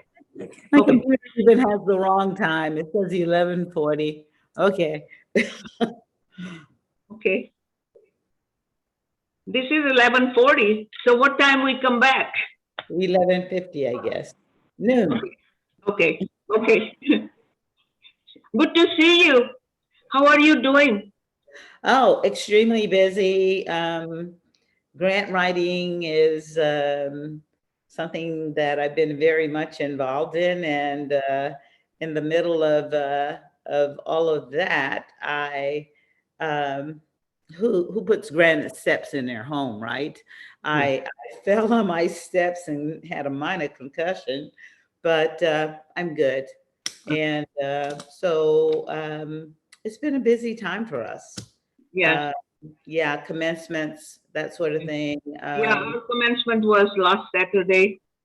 And I actually participated in 6. I did not. This meeting is being recorded. Okay, it is, I've got 11:46 a.m. on the state computers here. And the Texas State Board of Examiners, Psychologists meeting is back in session. Moving on to Compliance Committee. I don't think we have anything on compliance, is that correct? Correct. Jurisdiction Committee, nothing, and then we're going on to rules, correct? Right. Okay, so we can start on rules. Gerald or Patrick, unless you guys want to start, otherwise we can start with 463.10. Yeah, this rule, essentially what it does is it takes out the part of the licensing rule for psychologists that relates to doctoral degrees conferred prior to January 1st, 1979. It takes it out of the current rule and moves it to a separate rule so that whenever we need it, we can refer to it, but the vast majority of everybody that applies, this part of the rule doesn't apply to them. So it shortens the rule in half, makes it easier for staff to process and for the public to understand and also not misunderstand that this part doesn't apply to them. So it essentially 463.10 is being changed to take that out and then to add to the next rule that we'll talk about, 463.15, which is a new rule, which just takes that and makes it its own separate rule. So essentially the idea here is that we're taking this rule, separating it out from this rule and essentially warehousing it in its own self-standing section so that it's clear to staff, it's clear to the public, to where they're not using a new application and trying to apply these old standards to it by misreading it. Correct. Substantively, nothing's changing, but it's being divided that way for ease of use for the public as well as staff. So to make things easy, so this is the deletion in 463.15 essentially is going to be the new warehouse for it.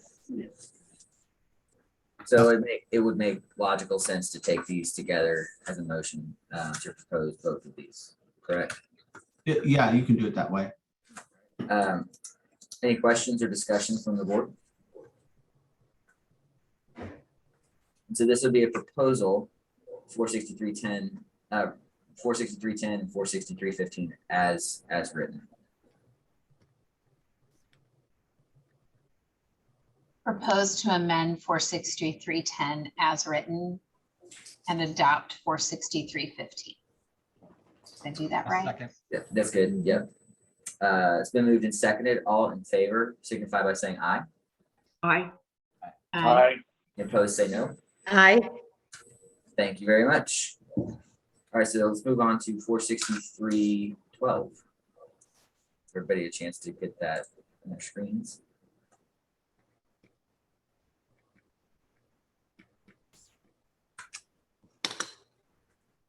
Okay, so this has to do with temporary licensure.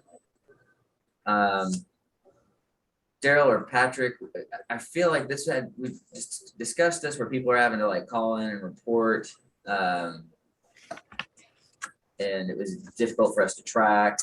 Can you guys give any color to that before we take action on this? Yeah, it requires, people are constantly calling in to say, hey, the dates I was going to practice in Texas have changed.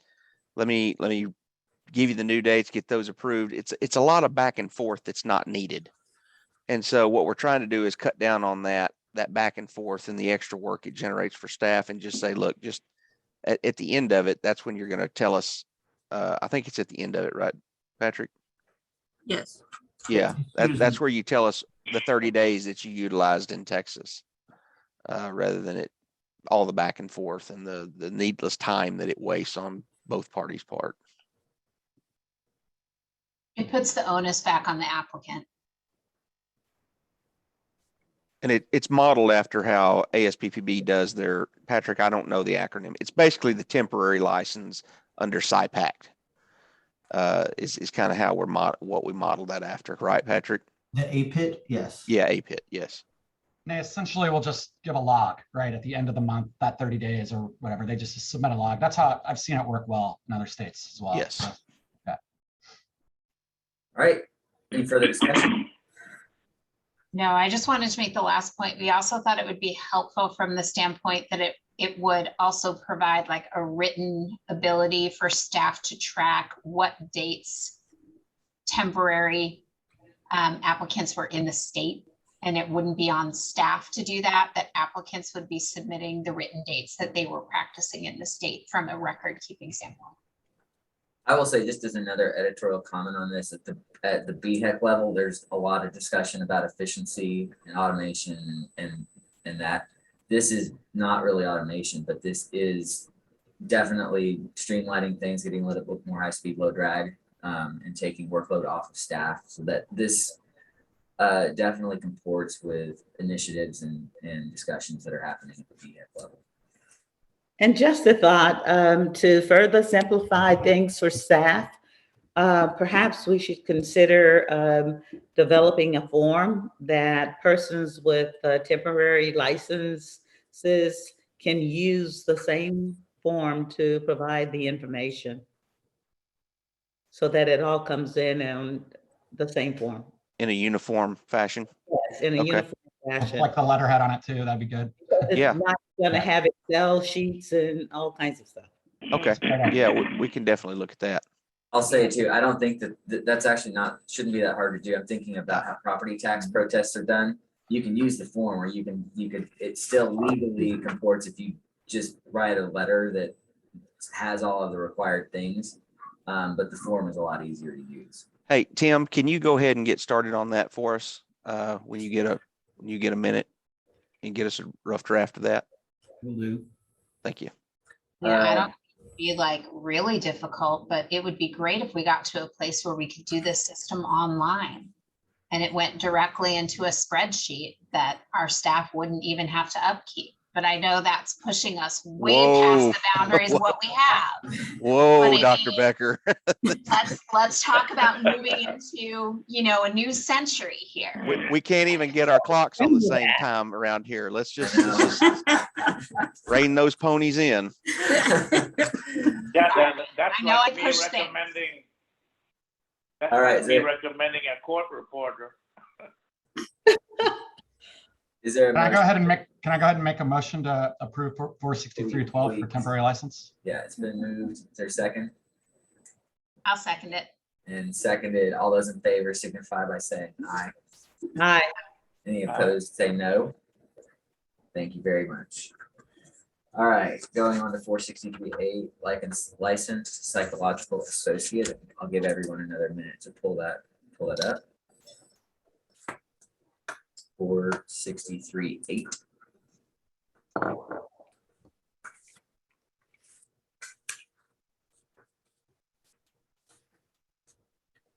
Somebody help me out here. I'm having a hard time finding it in my folder. It's 7A4. It's on, sorry, my page. Oh, there we go. I think it's Sorry. page 50 of 59 in the document I'm looking at. There we go. This was the one where we were looking to make a commensurate rule for the LPAs that we did recently for the psychologists.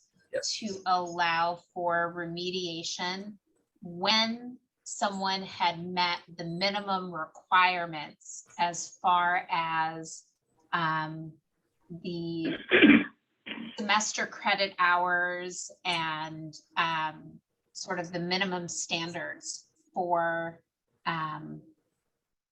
the their intern, I guess is it the internship, Mr. Adler? I apologize, because we had talked about what the minimum requirements would be at which they would potentially require, at which they would potentially be eligible for remediation. So we had some discussion about that. But it's a commensurate remediation language. Yeah, this built upon the good work that was done for the psychology, for the psychologists rule on this. So a lot of work went into this. It looks like it provides remediation for problems or areas of concern about the practicum or internship that they have to undergo. And then if there's any concerns about coursework, we can have a curative process rather than just say, you can't cure it, you're dead in the water forever.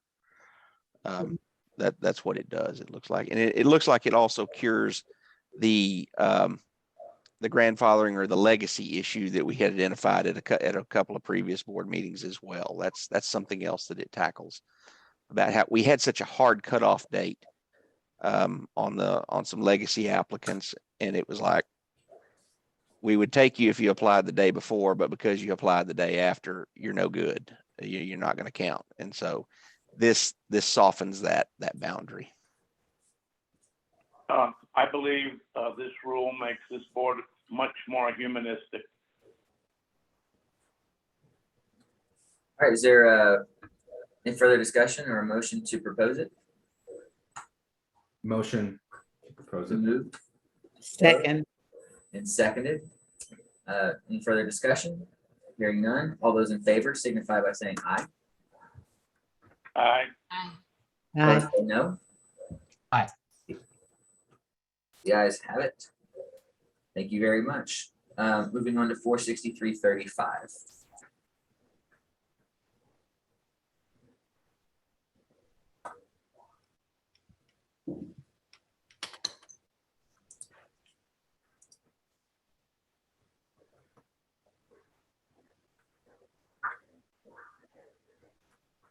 Oh, all mine are out of order. Here we go. 785. Got it.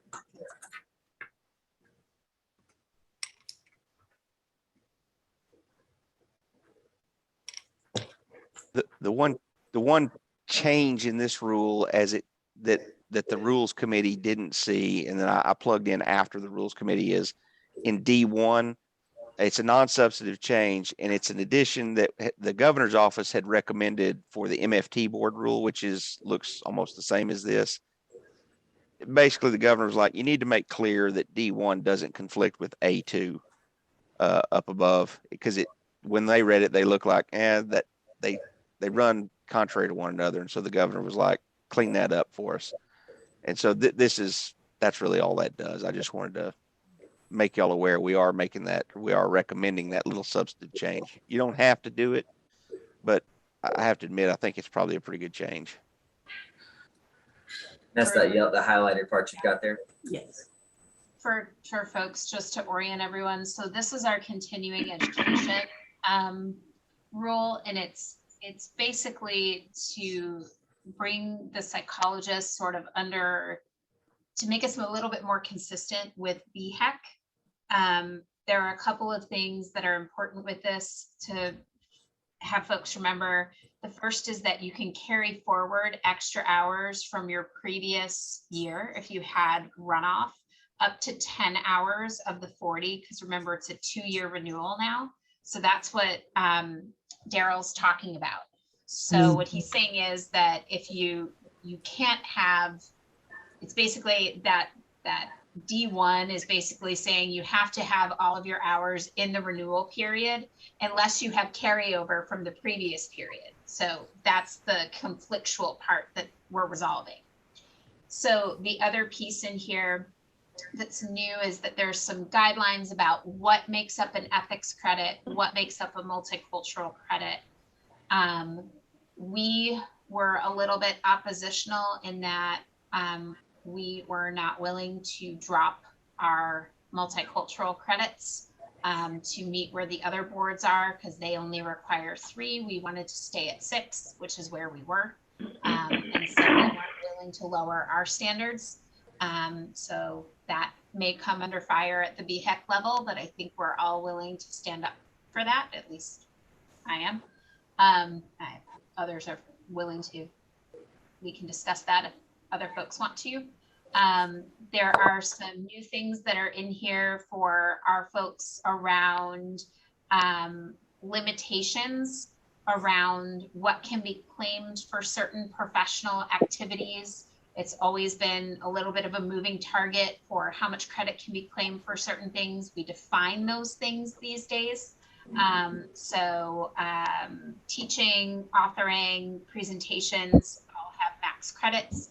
There's also a 1-for-1. So from now on, if the credit is 1 hour, it is 1 CE credit at the level of the state for what we are equivocating things for.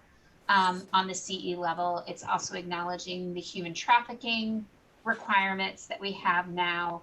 And there is a self-study so that if people have something that they don't feel quite fits in the categories that we've had, there's a way to account for those things.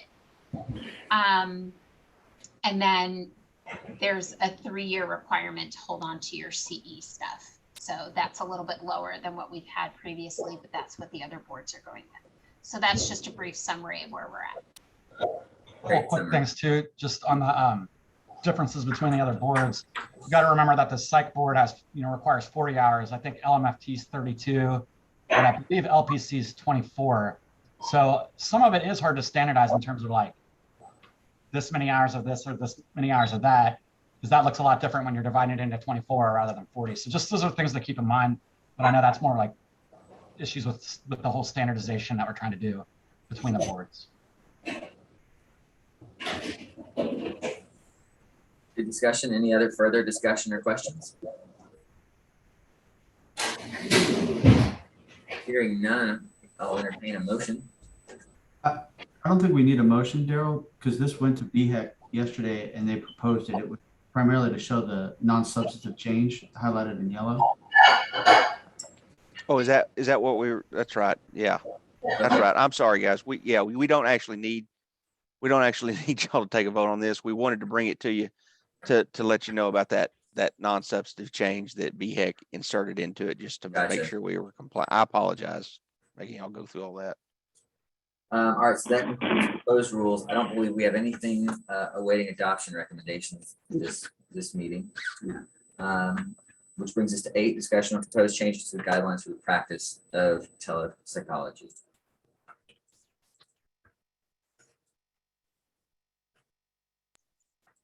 This one was just a language change.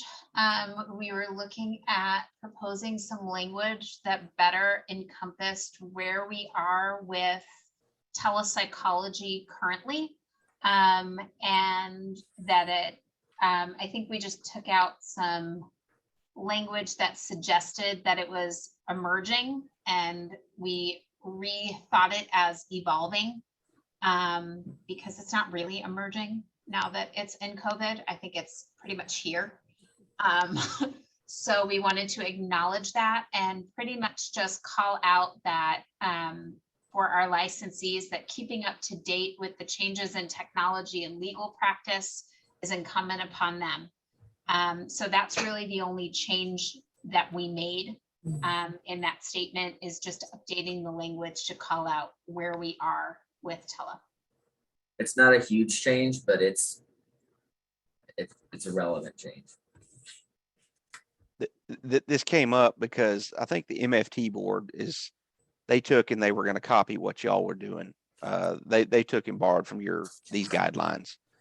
And that's when Patrick and I were looking at it, we were like, it's not really emerging anymore. It's like Dr. Becker said, it's at least an adolescent here. I mean, it's no longer emerging. About to make that change. Yeah, so that we wanted to, this thing hadn't been touched in quite a while, as you can see. Last time was, I guess it's March 2021, but anyway, it needed to be updated. This doesn't need adoption or anything, does it?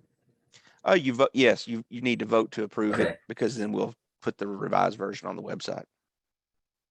Yeah, we can vote, is there a motion to accept this? I'll make a motion to accept. Moved, seconded. All in favor, signify by saying aye. Aye. Aye. And opposed, say no. Thank you very much.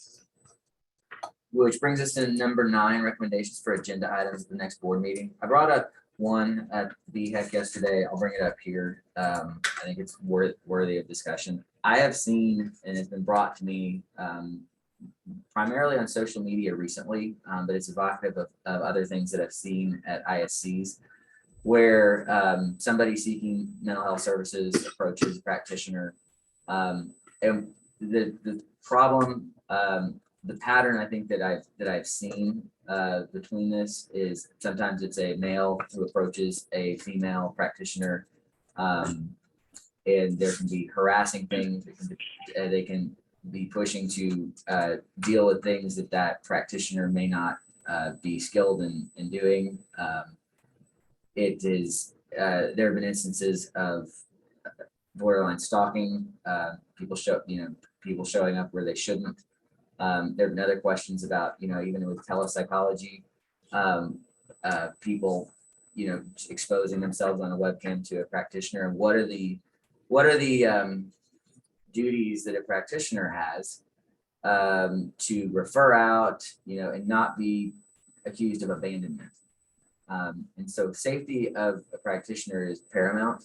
And the fact that I've seen some of these questions and talked to some licensees who've dealt with this stuff, it seems to not be entirely clear to them from the board level that, like, in these sort of circumstances, like, we're not gonna ding them for bailing out of giving that person services. Obviously, the abandonment is one thing, and we've seen that at ISCs. So again, as not a psychologist, I don't know exactly how to deal with this from the psychologist perspective, but it feels like there is a lack of clarity among some of our practitioners of what is the standard in these kind of circumstances or best practices. So I don't have the answer. I just feel like if it's something that I've seen at ISCs and we're starting to see it in social media, in light of current events, I feel like it's something we ought to discuss. And I don't know. I don't think it comes to rulemaking. I don't know if it comes to communication or memo, or even the fact that we talk about it here maybe disseminates. So that's something that I feel. I'm curious if y'all think that's something that we should put on the agenda, or any ideas to tackle. I think it is. I think it's something that's very much needed. And I think we might want to look at what the AAMC is doing. Actually, I have access to a teaching document that they pulled together, and I thought it was very helpful. Of course, this dealt with medical doctors, but you can't just terminate services even if a client is acting inappropriately. You have to have some time to do the warm handoff, but you have to let the patient know that you're going to discontinue services, and I think we should look at some timeframes there, and we can certainly talk. We can certainly discuss how much time the patient is going to have to find another psychologist, or what the psychologist they're now seeing might want to do in terms of assisting them with finding another psychologist. But for protection of the person who's providing the services, I think this is something that we really need to look at, because you can't just drop a patient even if they're being inappropriate. You have to, especially with someone who's having a mental health issue. I think it's probably more of an issue than it is with medical doctors, because you do want to do a warm handoff to another doctor so that they continue to have care. I think, Dr. Calhoun, that is best case scenario in these situations. You know, I think what John was explaining was worst case scenario. Like, I don't think any clinician should put themselves in danger or risk themselves, you know, more than they have to. So I think there's definitely a consideration of how you would do that. You know, let's say they threaten to harm you, or they threaten you to do this, you know, or they stalk you, or they expose themselves. I think that, you know, it's not, you know, I think this is a good discussion. Like, what is ethical? How far does the clinician have to go in these worst case scenarios to, you know, to make sure? Because certainly, I think if any of those things are done, when your safety, if you feel like your safety is impinged on, this is my personal opinion. Hopefully, it's a rational one, and with the board as well. But like, you don't have to, you know, like, that's it. I mean, like, our safety, we should not ever compromise our safety if we feel unsafe. You know, and when that happens, we might not have the time to, or the ability, or to go through all those steps in those best case scenarios. Like if you're moving out of town as a therapist, or if you're moving to a different job. Absolutely right. And that's probably why we need to place it on the agenda and give it thorough consideration. Yeah, I think my only idea is figuring out if there's some sort of safe harbor memo that we put out that gives kind of, again, safe harbor for if X, Y, or Z is happening. Dr. Becker, I'm sorry, you have your hand up.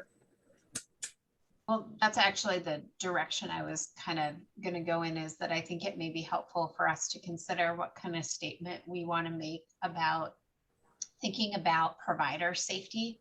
I think I work in a hospital, and I think that the issue of workplace violence has become a very significant one, because particularly within the COVID pandemic and hospitals, you all might know, that has become a significant issue for physicians, nurses, providers like myself.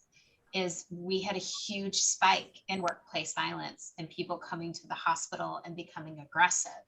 And so you have initiatives across the United States that are focused on workplace violence for healthcare workers. And I think it might be a nice place to look at that intersection and get some guidance.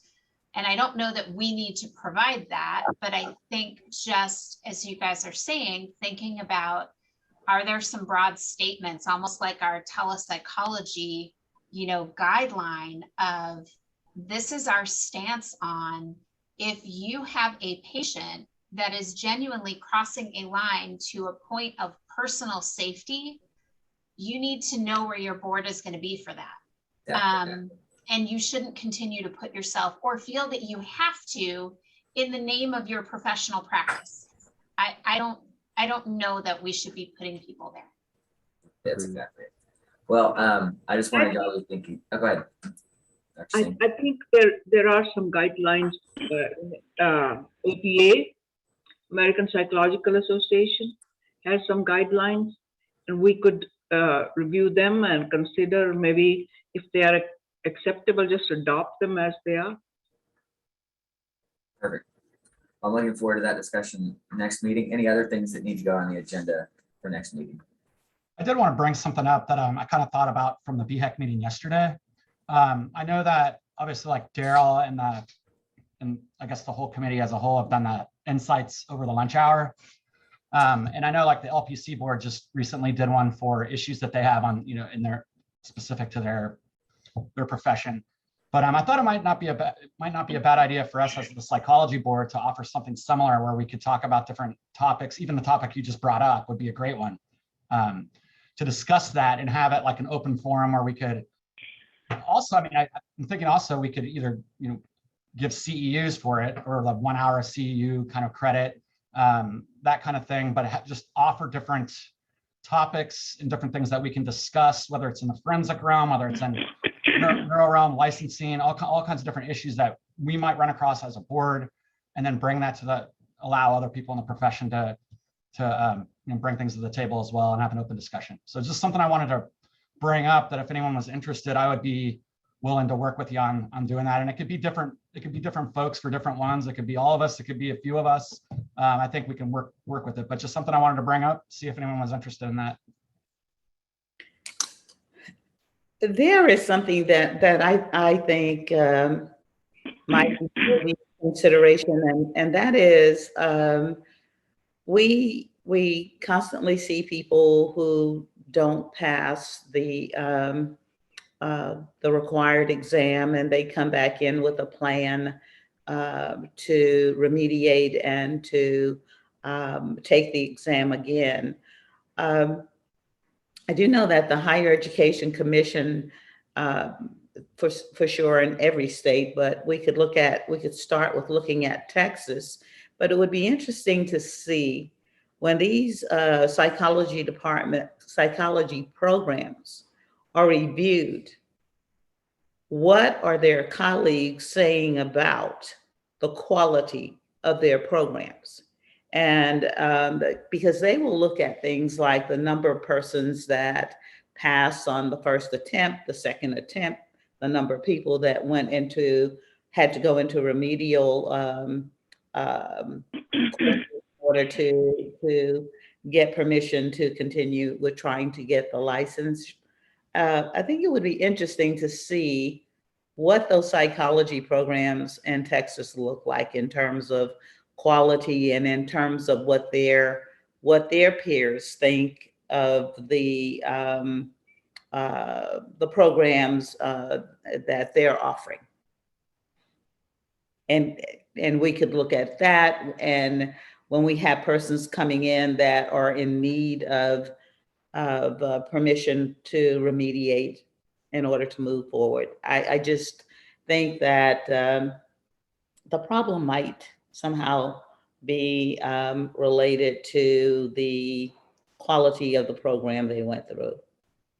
And I am not a practicing psychologist, but it's just a thought that I have from higher education. I think it'd be hard to kind of figure out if we do that, like to what end, we figure out, certain programs, don't have applicants that don't pass the first time, what does that mean in terms of us, in terms of the board action that we can take as a board, Well, what I'm thinking about is we could look at, for example, each program that has been reviewed, and they all get reviewed at the same time. And we can look at the number of persons that are coming from those programs that are having to ask for an opportunity to remediate and take the exam again. Because I think it would give us some idea about what the quality of the programs are. So you're not talking about remediation, you're talking about like the study plans that we review all the time. Is that what you're talking about? Right. Okay, so remediation is it what? For example, if institution A, if we're seeing a significant number of persons coming asking to remediate because they did not pass first 3 attempts, it would be very interesting to see what the Higher Education Commission has in terms of information of the review of that program by peers. And they usually bring persons in from outside of the state to review those programs. You're probably talking about like, probably talking about the APA, accreditation, not necessarily, that would be the body that. No, not accreditation. They get reviewed. The accreditation is something totally different. Okay.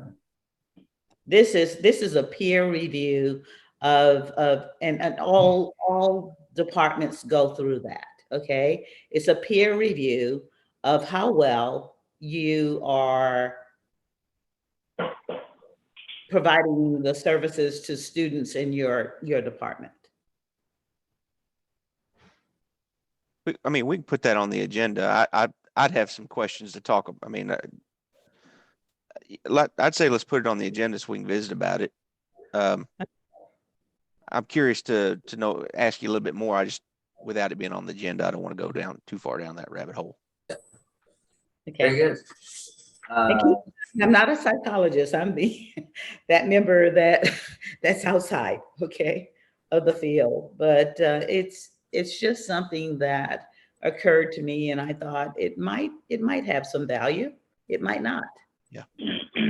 There are different reviewing organizations that rate universities and programs, not necessarily programs, and there are psychology programs are rated. And I know, for example, our university programs are very highly rated. And we have 100% pass rate at LPC. I know about LPC. We're starting the PsyD program in fall. We'll know about the psychologists then. But there are already organizations that have done that. And they do that because I can't give you the name right now, but it's always, announcements are being made that this program or that program has been rated among the top 10 or in the country, or this or top 50 in the country, something like that. So there are already there are data available already on this. Okay. Well, maybe we should just look at that when we have persons come in, look at which institution they came from, and then look at the ratings that were provided for that institution. My question is, even if, let's just say we find out some program had more remediation than should be, what do we have any authority to tell that program anything? No, I think it would give us more insight. I think it would be helpful to us to see that, we are seeing a significant number of people coming from certain institutions that are not doing well with respect to the bar, and with respect to passing the board. And if nothing more than a communication with the Commission on Higher Education that this exists. Again, not being a psychologist, it's just something that I thought about and thought, maybe we should look at the institutions and see if there may be a problem there with the institution, and that's why persons aren't passing. So let's, Dr. Becker has her hand raised. I want to not get too far in the weeds as if it's not on the agenda yet, but go ahead, Dr. Becker. A different subject, but I'm curious if there might be opportunities. I'm not sure what the role of this board would be, and I'm not sure if it's at the level of thinking about something from provider standpoint or the public standpoint. And this may be better suited for one of Dr. Cartwright's kind of listening sessions, but I want to think about sort of our diverse providers and our BIPOC providers, and our maybe our mental health populations out there, and thinking about whether we need to do more for marginalized Texans at the provider level, at the patient level, and whether there is a role for our board in that. And I'm not sure what that is, but might be something to think about kind of in future agenda items. Like I said, it might be more appropriate for one of those listening sessions with Dr. Cartwright to sort of engender ideas from the public about what would be things that we could do. But I think we have a lot of folks out in the community that we're just not doing enough for, that don't have enough access to services. And I don't know what we could do to help that. Sorry, Dr. Becker, I didn't mean to cut you off, but will we be able to invite professionals in the field, with different expertise, into a meeting like that? Or does it have to only be board meetings if we're going to keep it a board inside over the lunch? Or can we bring other professionals in? I was kind of curious about that. I didn't know if there was any kind of stipulation on that. No, there's no prohibition. You could do that. Okay. Yeah. The only thing I would caution against is having more than 4 board members do it, because then it turns into a quorum. Right. At that point, you don't want really anybody else up there other than board members, because we're talking about an open meeting. Yep. Some of these questions raised are very good, but they seem like not as the mission. Do they fit under the mission of this board and authority of this? tasks assigned to this board. I don't know if we are the social reformers. Some of this seems like a social reform sort of thing. And I don't believe that this body has that kind of assignment or those charges. I'm asking Mr. Spinks this. What is, can you tell me in 3 lines, what is the board's mission and Well, here's what I would say. I think we need to put it on the agenda so that we can explore that and just see, so that y'all can talk it out and refine what it is your goal or your intent is. And then we can decide whether or not that comports with our mission and scope of authority. And then, but we can't do that right here. That's not what we can do right here. It's not on the agenda. Right. So, all good ideas. That is it for the agenda. Unless there's any other comments. And I will go ahead and adjourn the meeting without objection. Meeting is adjourned. Thank you so much. Bye, everybody. Good to see everybody. you all have very hot summer. Bye-bye. Bye-bye.